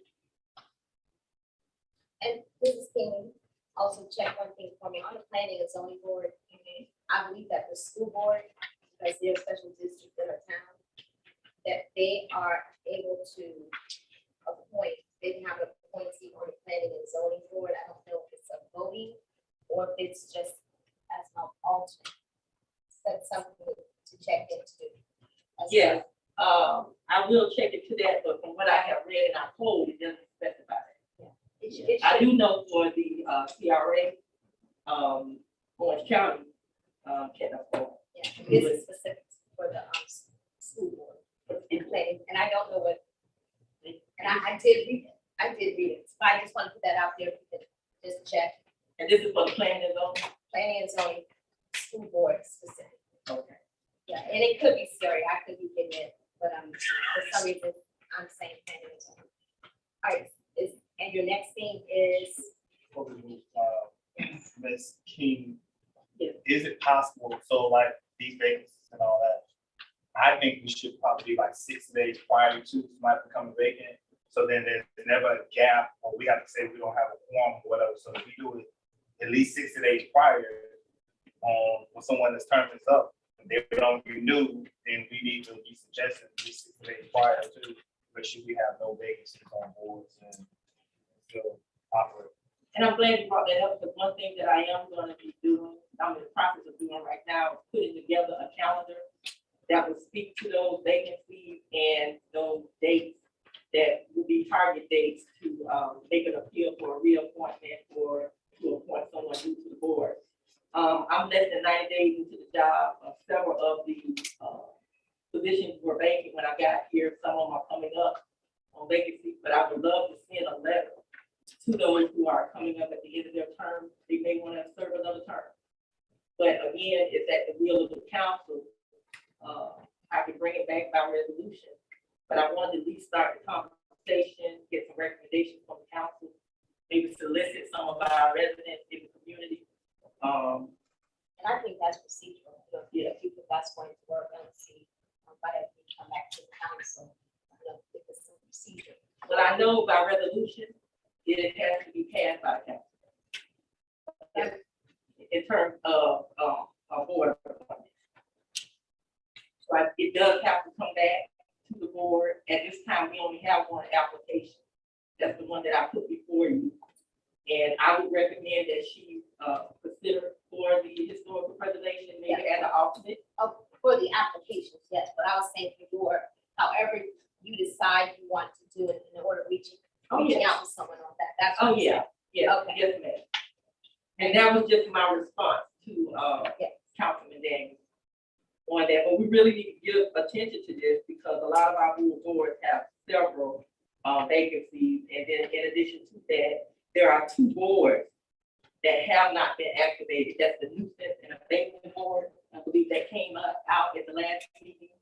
And it requires 7 people to serve on that board, with 2 of them being appointed by the mayor. So we have 7 vacancies for the nuisance and abatement. So we really want to get this moving forward, to really make recommendations and solicit our residents. I also did get with Jonita about putting it in the newsletter. I'm not sure when the newsletter is going to go out, but I've already given her my soliciting statement for the residents to serve on a board. And for the Historical Preservation Board, according to our code, we're looking for an architect, a historian, a real estate, urban planning, and engineer, or / building construction. So if you have that kind of experience or know someone who has that experience that can really serve on the board, I can really use their recommendation. And I can get a letter right out to them, letting them know that the council would love for them to consider serving. You also have City Plus Management Solutions. Yes, Civic Plus Management Solution is a resource that a lot of municipalities are using.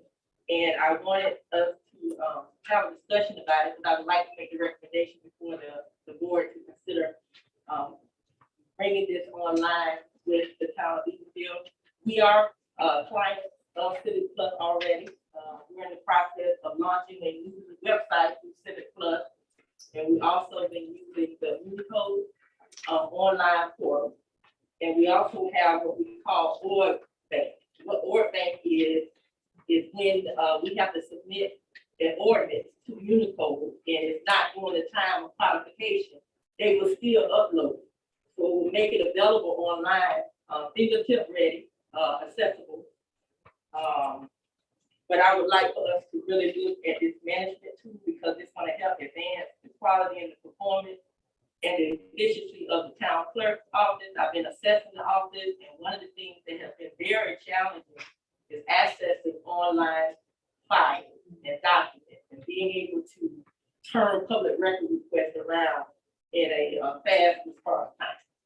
I'm not able to do it as a new clerk coming in. I would love to come and set it up to where if I'm no longer here, a clerk that's coming up behind me will be able to access these records quickly, so we can better serve our constituents. Now, with this program here, it allows us to become current. It is cutting edge. Of course, it's bringing in technology with a better response time. It's a great operational tool to improve cross-departmental engagement. And what I mean by that, this tool will allow for the departments to submit their agenda items, even council members to submit their agenda items to an online portal, to where you don't have to wait for each other, and we can set the agenda early in advance and just start building upon it. Now, I do have a PowerPoint. It's very brief. If it's the will of the council, I can show it tonight, or I can show it at another time. And then I can also show you how the tool navigates to one of our other municipalities in the state of Florida. Can it be sent to us? It can be sent to you. You want to do that way? Okay. One of the things that I wanted to But bring I have a out. question on the 5 between it's sharing a group. You just hit on one of the questions I had. Group agenda items between 5 people. That will be anonymously. Yes. Okay. Yes. And the way that this is set up, I would be the main user who would have free reports to all the features, and it does allow me to set limited features for certain people that could be in that application. All right. There's a lot there, but I think it's pretty detailed out. It would take probably about 12 weeks to get it up and running. And that's with full use of Civic Plus staff uploading documents. I mean, you can have an archive up to 10 years. That's amazing. At the fingertip. I mean, residents can come in, go to our website, they'll be able to access resolutions and different ordinances and even the muni code. They only list codified ordinances, so the ordinances that didn't get codified through muni code will be available now if you look to implement this too. I see there's two different Invoices. I know they're different purposes. Right, Which one will be applicable to? of course, I'm recommending the higher of the two. I think if we make the investment on the front end, we're gonna really, see, the results of our investment. Yeah. The second invoice or proposal, if you will, what it does, it has a email feature, email portal. Give you an example, if I'm building an agenda in the management tool, as soon as I publish it to the website, I can create an email that will send it out to those that's in the email portal.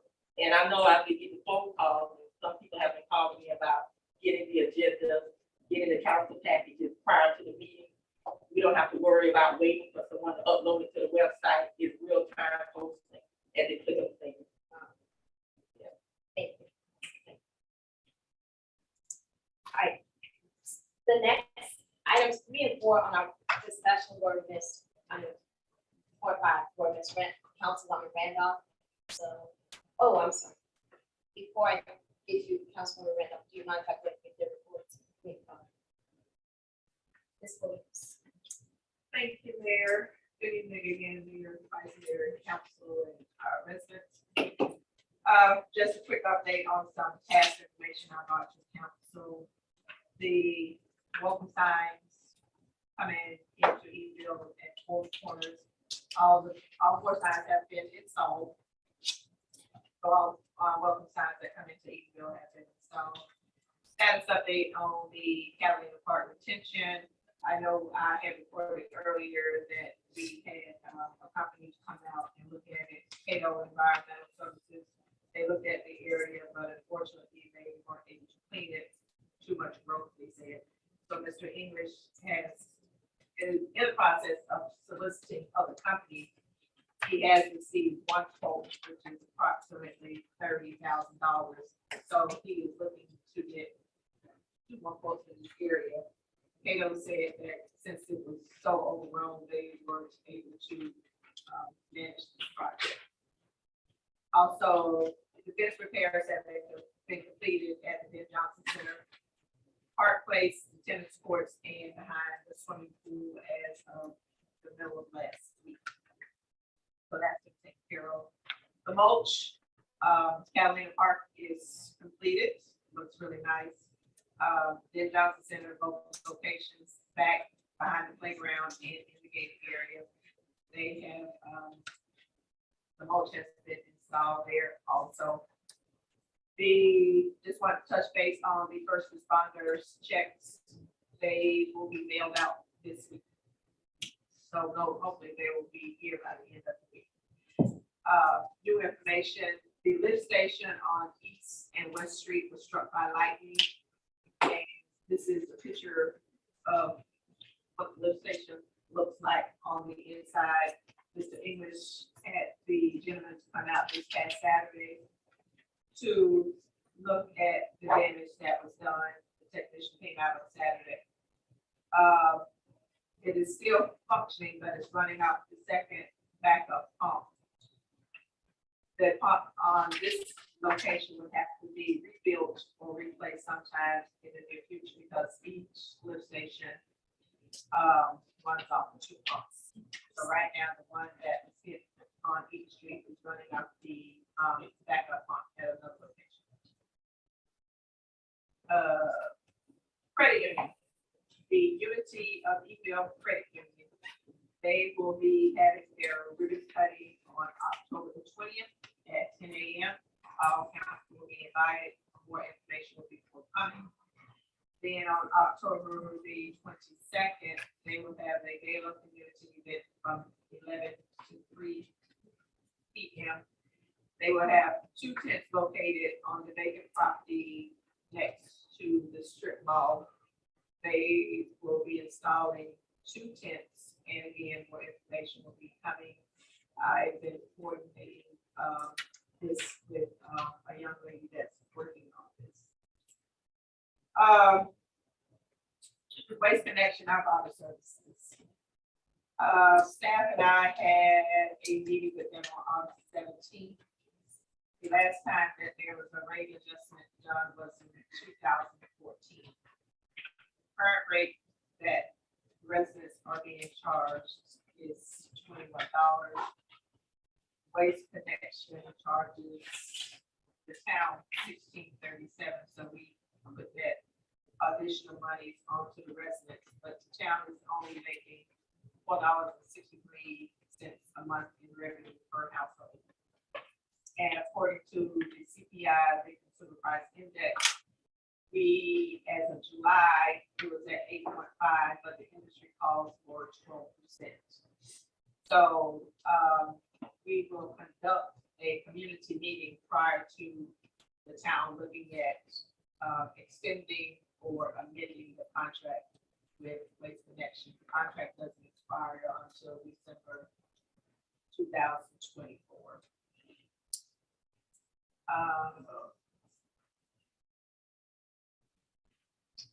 Mr. English received the commercial meter for the Lake Weston project, the master meter, on last Friday, September the 2nd. So I'm not sure how far they are with their process since we just received it.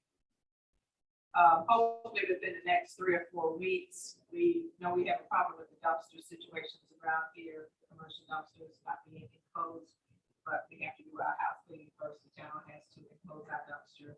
And then after that, we will be sending those out to the businesses that do not have their dumpsters enclosed according to the ordinance 2006-5. Thank you. Yes, ma'am. I just have 2 issues.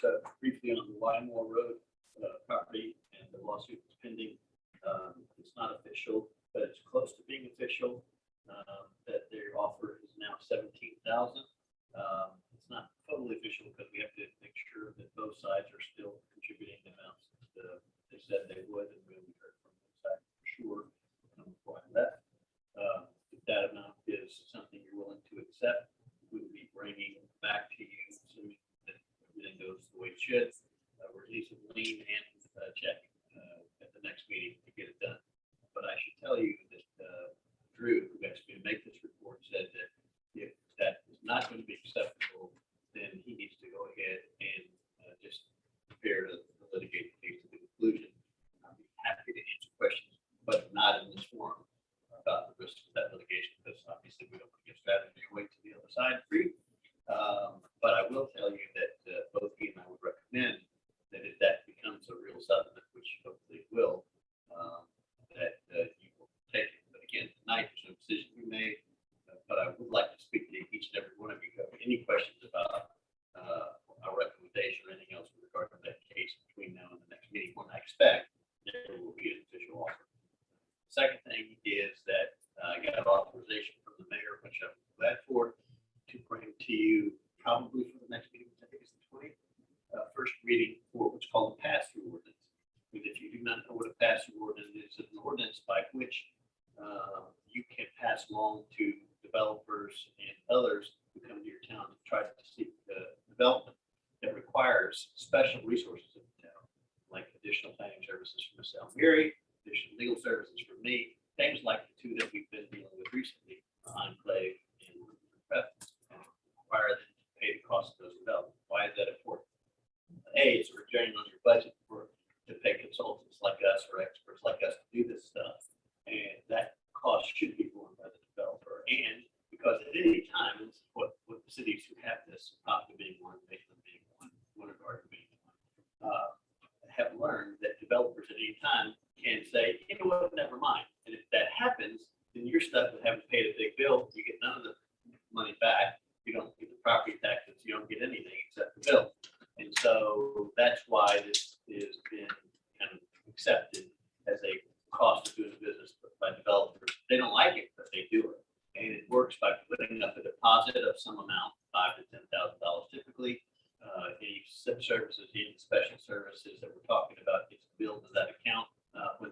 out, they're contacted and said replenish the amount. If they don't replenish, the application doesn't go any further till they do.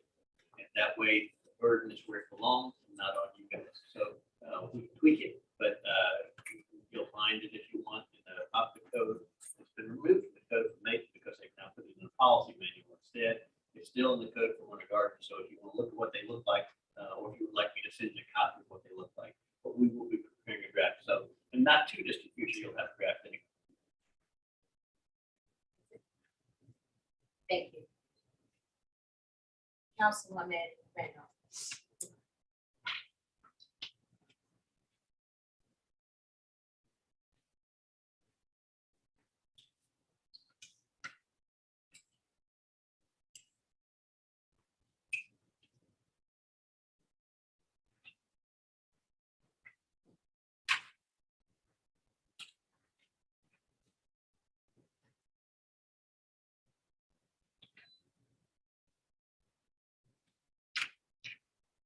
What we have, what I have before you is a discussion of community gardens.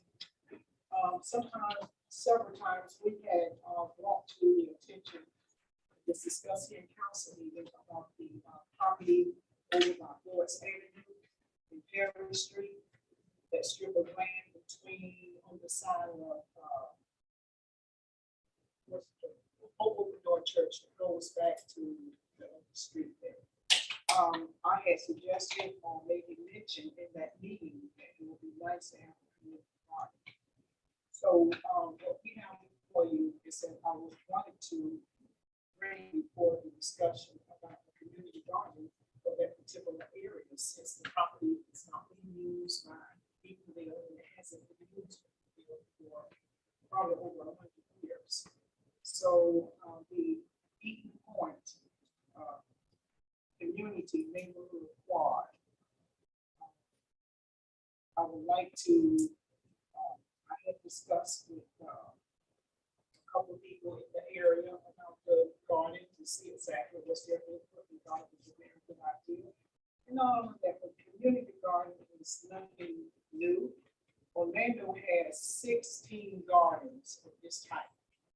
Most of these gardens are owned on city property, and they're being utilized in the manner that I would like to see here in Eatonville as a way that people can get together to do things that's going to be wholesome in our community. Apopka, they also have a community garden. I think there's a lot of other municipalities that have community gardens. You can visit any website and give you a list of all the cities in the state of Florida, which have community gardens. And not only that, but it's very educational for our young people to learn how to grow crops and how to grow vegetables. And not only that, but also it's a means for other people who may not have food to eat and probably benefit from using the garden. It's not just about vegetables, you can plant flowers. There's all types of ways that you can be very creative with a community garden.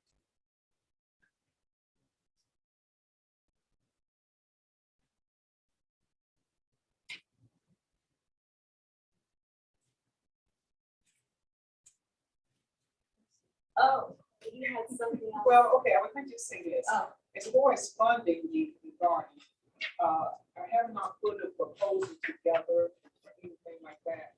Just basically just put it out there for discussion to see exactly the input from different ones as to what do you think about it. But a lot of these gardens are self-managed.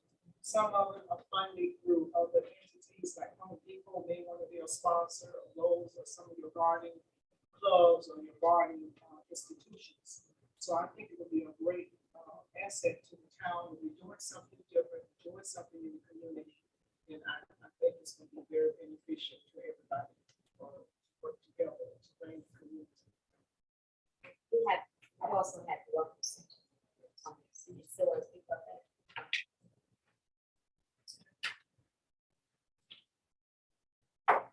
Okay, the next one is a discussion on the Chamber of Commerce. Chamber of Commerce, they've been organized since 2017. And over the last year, they've been in their building here on Kennedy Boulevard. And the Chamber of Commerce, this is nothing new for the Chamber to be a welcome center for the town of Eatonville.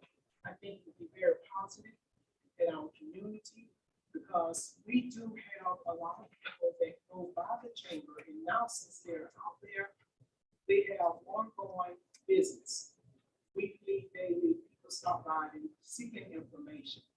So I think it would be a very, very good host site for the Chamber because they do have the support of a lot of communities. I just heard the young lady from the Roseboro community, how well they support the Chamber of Commerce.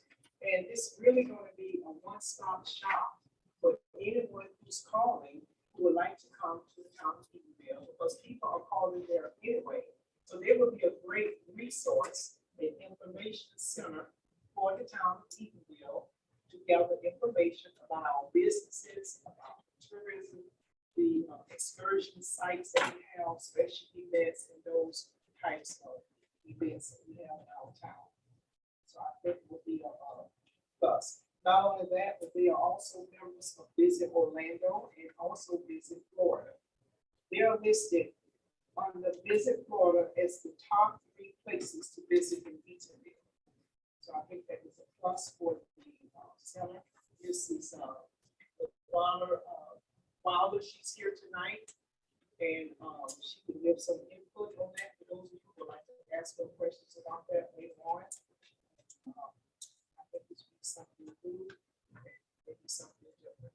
And this is no way to take away from other entities that we have here that may be doing maybe something the same or similar. This is a little different. They're not doing tours per se. They basically just giving the information. Travel, people who are coming here, just I think about 2 weeks ago, they had a bus of residents from Africa. Was it from Africa? Anywhere. Yes. Yeah, they stopped by that morning and they thoroughly enjoyed the outdoor, just sitting here and learning more about the town. Thank you. I'll go ahead and skip over to Councilman Daniels. Are we doing our reports also just? Yes, on the discussion, we have 5, 6, and 7. So it's also, this is your report as well. Let's start with number 5. So there was a discussion that's supposed to be on ordinance 2021-4. The attorney and I had a very healthy, good conversation on this today. This ordinance has a lot of contradictory parts in it, and I will be asking to repeal or cancel out ordinance 2021-4 because it goes against the charter. And that's why, Ms. King, thank you for today for having that. It's so important that we get our house in order.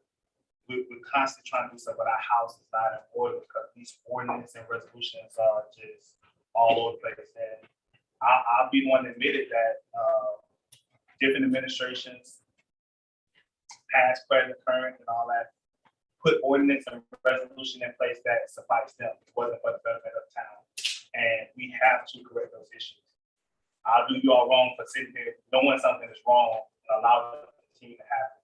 So that ordinance really needs to be looked at. I suggest to council, people in the audience, get a chance, go back and look at ordinance 2021-4. Number 6, Founders Day. From the start, I was not pleased with how Founders Day was being proposed, the way it was set up to go. I was a big person to say, let's have an MOU and all that. To have a gentleman here tonight come and say that checks are bounced and all that, it's not good. I don't know if the public knows, but council received an email from vendors that's not happy. Vendors had also stated that they want to seek legal action. But we wouldn't have to go through it. So immediately when I seen this, I contacted the attorney for him to, be aware of this. It's not a good look. Money was requested for sponsorships and stuff on behalf of the town, and we didn't receive it. So what do we look like now that people have received or given money for sponsorship? It's a slap on them for the way it actually turned out. We have to do better and hold people accountable. So, Mayor, I hope that we do contact these people and take the black eye off Eatonville right now. The other one that was on discussion was, Turner and I also talked about this, was the emergency hires. We need to go ahead and get people hired. We need a CAO. We haven't had a CAO now that I know of at least 4 or 5 years. There's applications out there, there's qualified people out there for the positions that put in forward. Let's go ahead and fill the positions. No more of this interim and stuff like that. There's chief of police, people are put in for the chief of police. That's out there. I know we have CRA out there. Let's fill the positions. We need to fill the positions. In order for the town to go forward, we have to go ahead and fill positions and move forward. And man, I'm gonna put that back on you because the only thing that the town council can hold you up on is the clerk and the attorney. And we confirmed CAO. But all those other positions, that's on you. It needs to be filled. We deserve better. The citizens deserve better. The youth deserve better. My other things are, and I'm almost running out, the pool. There's been plenty of articles out there about our pool, news articles and stuff like that. We need to get pool fixed. It needs to be fixed. We need to go ahead and just, there is a gentleman out there that contacted and said he was blown off about raising money for the pool. I don't understand why we haven't had that discussion with that gentleman on the pool. We need to go ahead and adjust that. I also put out a resolution when it comes down to meetings, just like citizens and the council, getting packets on a Friday or a Tuesday meeting is not enough time. I've been saying it forever and a day, so now it's time, since it hasn't been done, I'll go ahead and put out a resolution for it coming forward. We need to have stuff at least a week in advance so we can be able to facilitate it, go through, ask questions and all that. Getting stuff now on a Friday, Monday was a holiday, today Tuesday. How can we get anything answered that we need answered or whatever? It wasn't enough time. I'll tell the citizens there's a budget meeting. Everybody want to know why things happen the way it is. Come to the budget meeting. I always follow the money. Look at the budget meeting. So I suggest to all y'all tomorrow, if you're available, come to the budget meeting. And one thing is on the budget meeting, I'm going to definitely be talking about salaries and vacation hours. We have people that have over 500 vacation hours, but the most they should have is 280 because we don't have the right staff. So I'm going to put a suggestion out there that we pay people to get that vacation down to the limit it should be. And from that standpoint, we need to manage going forward.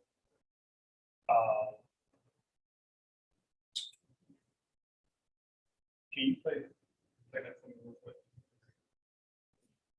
So, do anybody know what it said? This is me driving through Cali in the car the other day, and literally the water came almost to the top of my car in the wheel well.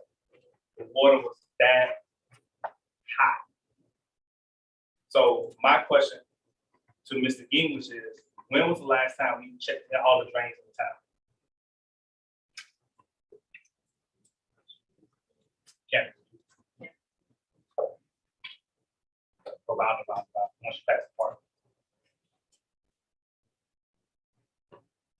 Good, right, check the part earlier last week. It's calls of regards to what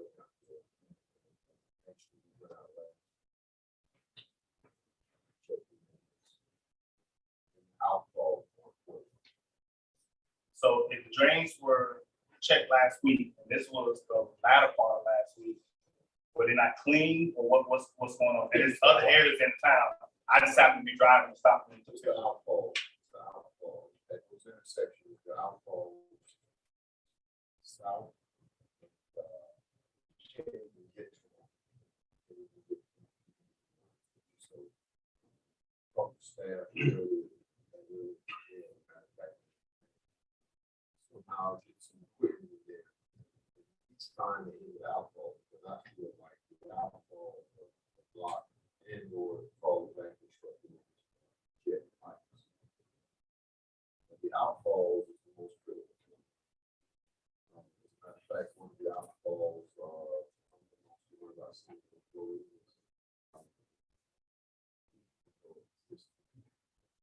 So that's a problem. We have to get these things done. And I know you probably tired of hearing me say emails I've been shooting at you and everything. We have to get these things corrected. I mean, it's just bad.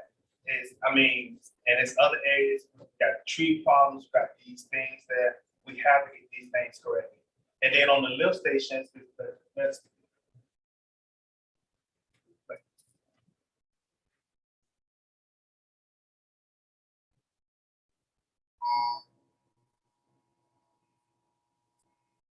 you have backup generator there? Is everything functioning? It's communicating everything.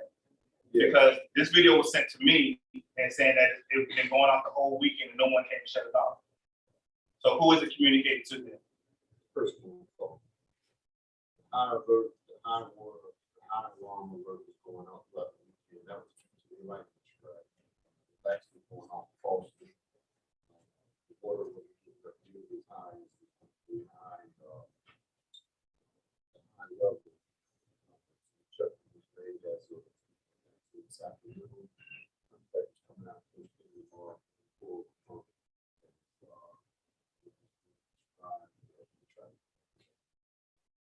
So you saying all our lift stations are online, something happened, it communicates to someone immediately. Yeah, that's what's been told to me right now. Yeah, oh yeah. You get an alert, you get a page. Wrong. Something like So did the person go out this weekend check it? Yeah. And they couldn't shut the alarm off?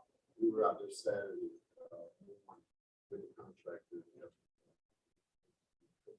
So it was shut off, but it was false alarm throughout the week. One was not, even not the alarm was going off. Right.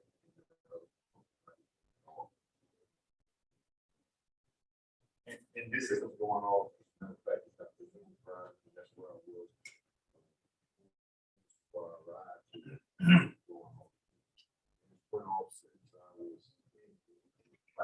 And this is the perfect time where we should be using our system so that residents know that everything's okay. We're aware of this, but we don't get information like that. Because think about some residents have said that this thing was going on, they didn't know what was happening. So you see where it can cause concern, but at least if we know we're aware of it, then we can adjust it. That's pretty much the end of my report. I just think that we got a lot of housekeeping that needs to be done. We need to clean up some stuff. As I talked to the attorney today, there's other legal issues that's going on that need to go ahead and be addressed. And I hope that we can address them in this fiscal year, that it don't lead over to the next fiscal year. Thank you.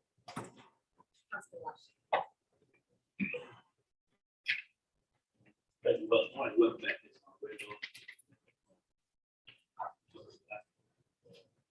About Jennifer, spoke about check, some things said that made sense that paid the check and they cut the check and they had to charge no fees. If the check bounced, they're not charging no fees. Everybody got paid.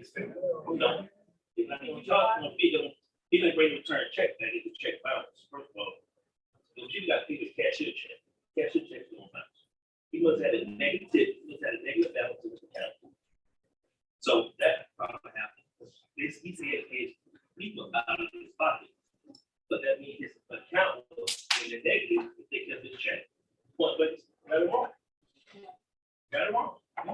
check, you get a check back. You take that to the person that gave it to you. That's how that goes. I know. Never mind. So I'm just saying though, when people up there saying stories about people, you know, this story that somebody gave them about shit, cash your check don't bounce. When you get a cash your check, you get a cash for the check. Right or wrong? No, a cash your check, a cash your check, I get a cash your check. The amount of money I want, that money. That's how that works. You might not think that, but that's how that works. You get a money order, you can get a money order, you want to give them a cash for it, you give them the value of that money. A cash check, same on. The value of the cash check is what you did in, I'm giving you this check, but the money's in the bank.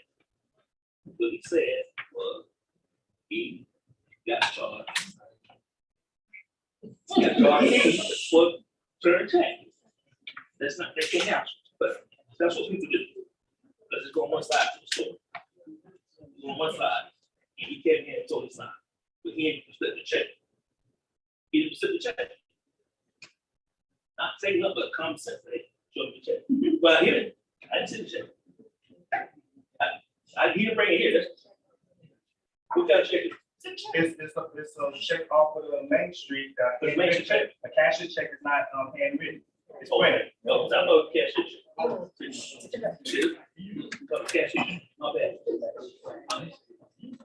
So, but my main thing is, you know, that's what makes you gotta do. Not you do. The mayor can't pay the bill, the county can't pay the bill. So when people come and say that there, we can't put that bill in PUC, Zora Tax District, they'll come to the time pay, they have to take care of it. So I didn't see the check, but I was told everything. So, I'm bad on that. But that's all I have. They have to take care of it. So I didn't see the check, but I was told everything was a cash. Good evening, everyone. So, my bad. My first comment is to the attorney. In our past minutes, I asked the mayor for the situation on the back page for Mr. Benson. I haven't received anything in my email.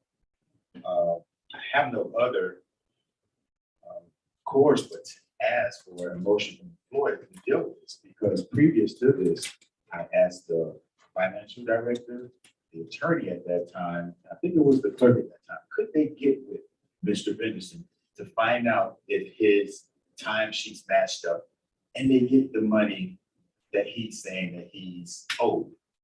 Now, I asked the mayor, it's in the minutes right here, to give me the situation on it. I have nothing. So that's why I have this recourse to put a motion on the floor to ask that we, because I believe that there's some money owed from his suspension and whatever went on with him being arrested and everything. I think there's some money owed. I think that it shouldn't go past, let's just put a figure out there, 18,000. Let's say 18,000. Let's not go past 18,000. And that this person is giving his funds from him working and not being paid.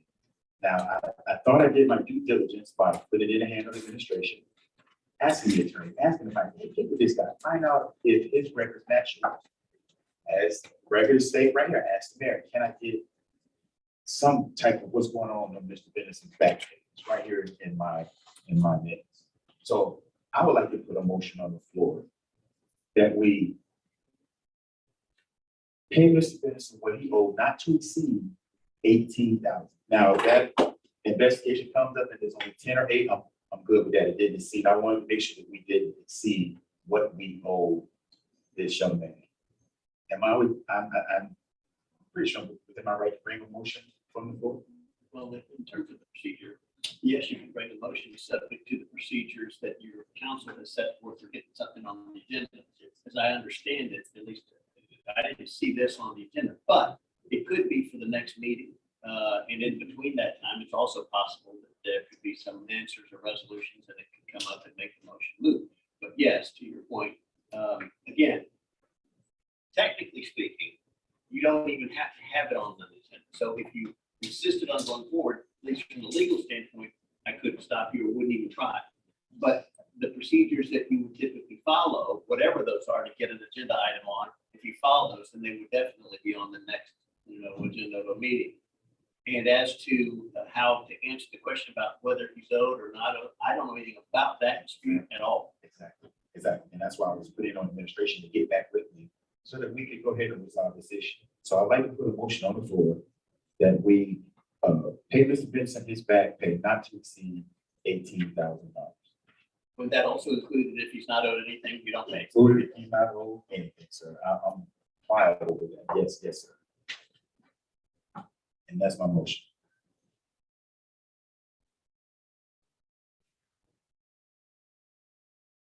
I don't hear a second, so there's nothing to say Right. So it dies for lack of a second. right now. Then. Thank you, sir. I thought the mayor had to. Nope. But I can say this, if it doesn't mean it's over, if you, like I said, if you want to put it on another agenda, however y'all go through the process and get some on the agenda. Yes, sir. Yes, sir. I appreciate that. Hold on. The mayor does not have to put it on the floor. I think the attorney said that last time. That we don't, if she doesn't want to put it on the floor, the mayor doesn't want to put it on the floor, that a person on the board can bring the motion from the floor. Yeah, sure. He said it. He said it. I'm waiting on that. You're absolutely right. As I move forward, Ms. King, has anyone requested that the minutes be transcribed, broken down as to my council report? I'm sorry. Has anyone asked? Has Mr. English asked the person to give him the minutes from the last meeting so that he can see the questions that I asked, so that he can address the questions? He asked me the day after the meeting, and I told him that they were not transcribed. And I told him that I did have an audio link, Okay. and I emailed him the link, so he can view the link, and he can pull whatever he put and information he needs. Thank you, because I'm looking at the council report here, all the questions I asked over here, and I still haven't gotten a response back from him, and I'm pretty sure these are the things that I said.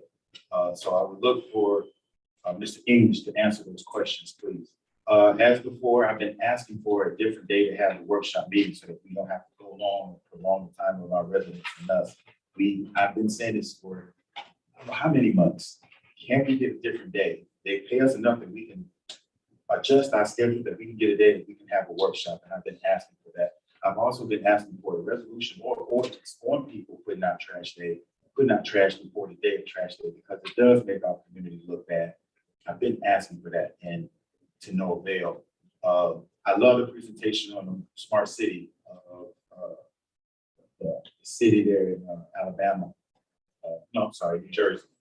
I'm looking for a presentation also for the water and sewer part of our city, where we need to address those issues as well. Our pipes are old and we need to address those seriously. Mr. English, can you come up to the podium, please? This question is for you. This question about Founder's Day, the event. What staff and equipment used to help clean up that place out there? Was our staff and equipment used to help clean up out there? Yes. And, okay, who gave that authority? You did? Through the mayor's direction, you used our staff and equipment to help clean up. Very nice, very nice. Fine. I'm pretty sure. Piece of trash, we use our resources to help clean up Founder's Day out there. And our backhoe, that was used, right? The bucket, was a big tractor thing out there. Yeah, it's the Yeah. same time. That's okay. That's all I needed to know. We gave you direction and we our staff needs to do that. Thanks a lot, Mr. English.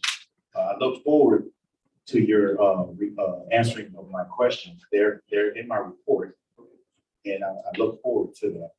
As usual, I want to thank everybody for coming out. We have a long way to go. I said for years that the only thing we need to be discussing or arguing about is what color we're going to paint this building and that building, what plants are we going to use. Everything else, we should be on the same board.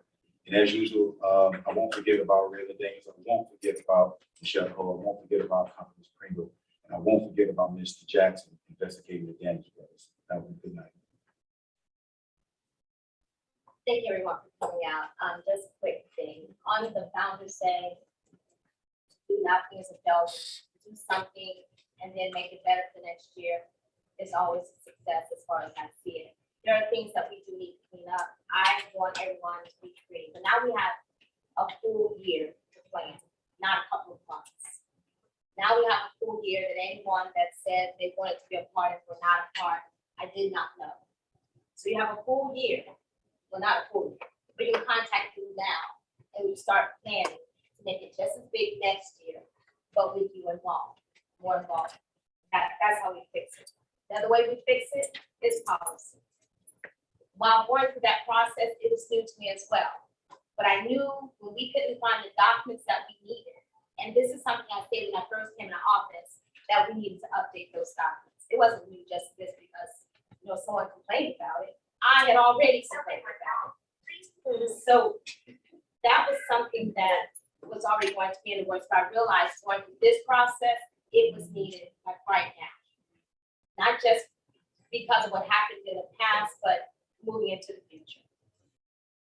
In regards to the mailer, definitely we can do the mailer, but I don't think that that's going to be enough. I brought before the council the code enforcement ordinance, I believe, and it hasn't come back. But in the code enforcement ordinance, you hear me talk about a magistrate. He can fine. But unless you can tack it onto that house, you're gonna keep doing it. You're gonna keep repeating it. So we can say, please put out your trash. The night before, we can keep saying that. Or we can put ordinances in place where they could be fined, and if they don't pay, it goes to the house. You don't want to do that, but there are some people that, especially renters, if they move out on a weekend and someone then we can account for that. But again, we had a ordinance come before a code enforcement ordinance, so it will come back, and there were some things that need to be fixed, but still have been something in place. Then we get a magistrate, and then we have steps, not just for that, but for other things in the town.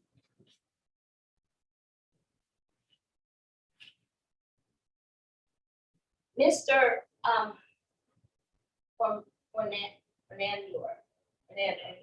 Fernandor is not new. He did come, and this is just being transferred. He did come. Ms. Robinson did speak to him. And that when he left, he said he was going to call Councilman Daniels. He did present the check, so I knew that it had bounced, and I did also contact the Main Street director. And it was explained to me what happened on that end. Of all the things that could have happened this weekend, I think vendors being upset, it got rained out. Of all the things that could have happened, I still think we did okay. And it's not enough to stop trying to get it right. You don't throw the baby out with the bathwater. But if all you're finding and all you're looking for are the negatives, that's what you're going to find. Not just in this instance, but in any instance in your life. I just don't look at it like that. And I believe that the town does deserve a true boundaries. And you do show that you do appreciate the town. And it's not just thrown together, although we had to kind of throw it together this time, because we had such a short period of time. But based on that, I think Main Street, and I thank Main Street, they did an awesome job. We fixed it moving forward. We strengthened it moving forward. We don't kill it and go back to where we were. You'd only do that to hurt the administration. That's it. Because there was so much good to see in that I can't even understand why everything is so negative. And what I do understand is that the check was an official check. So I'm going to look into the difference between official and a cashier's check. And a hold was placed on an official check, which is treated just like a cashier's check. And holds aren't usually placed on those checks. So if a hold is placed on a check that is not normally placed on, then you could have happenstances like that. But again, we keep moving.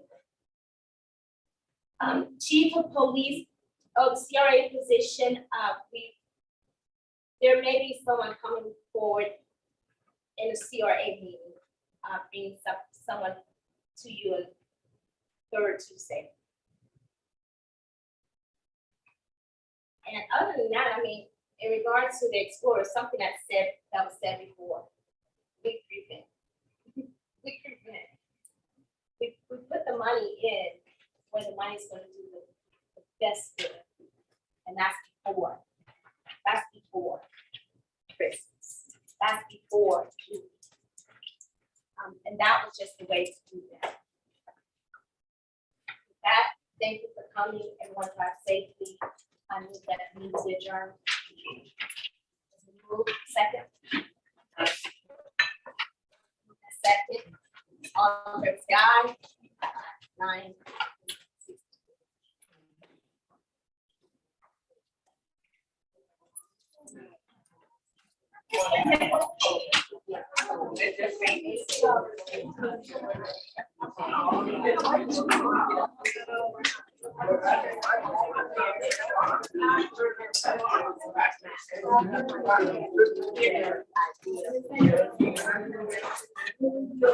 See you well. Yeah, we're working on it. You were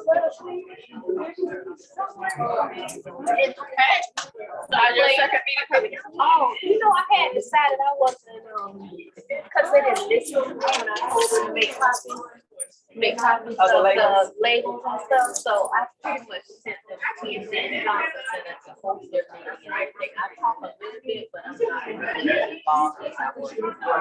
But this time, Tesla is going to make it higher. Okay. So while they're doing this, that's why he can. I think he thinks we get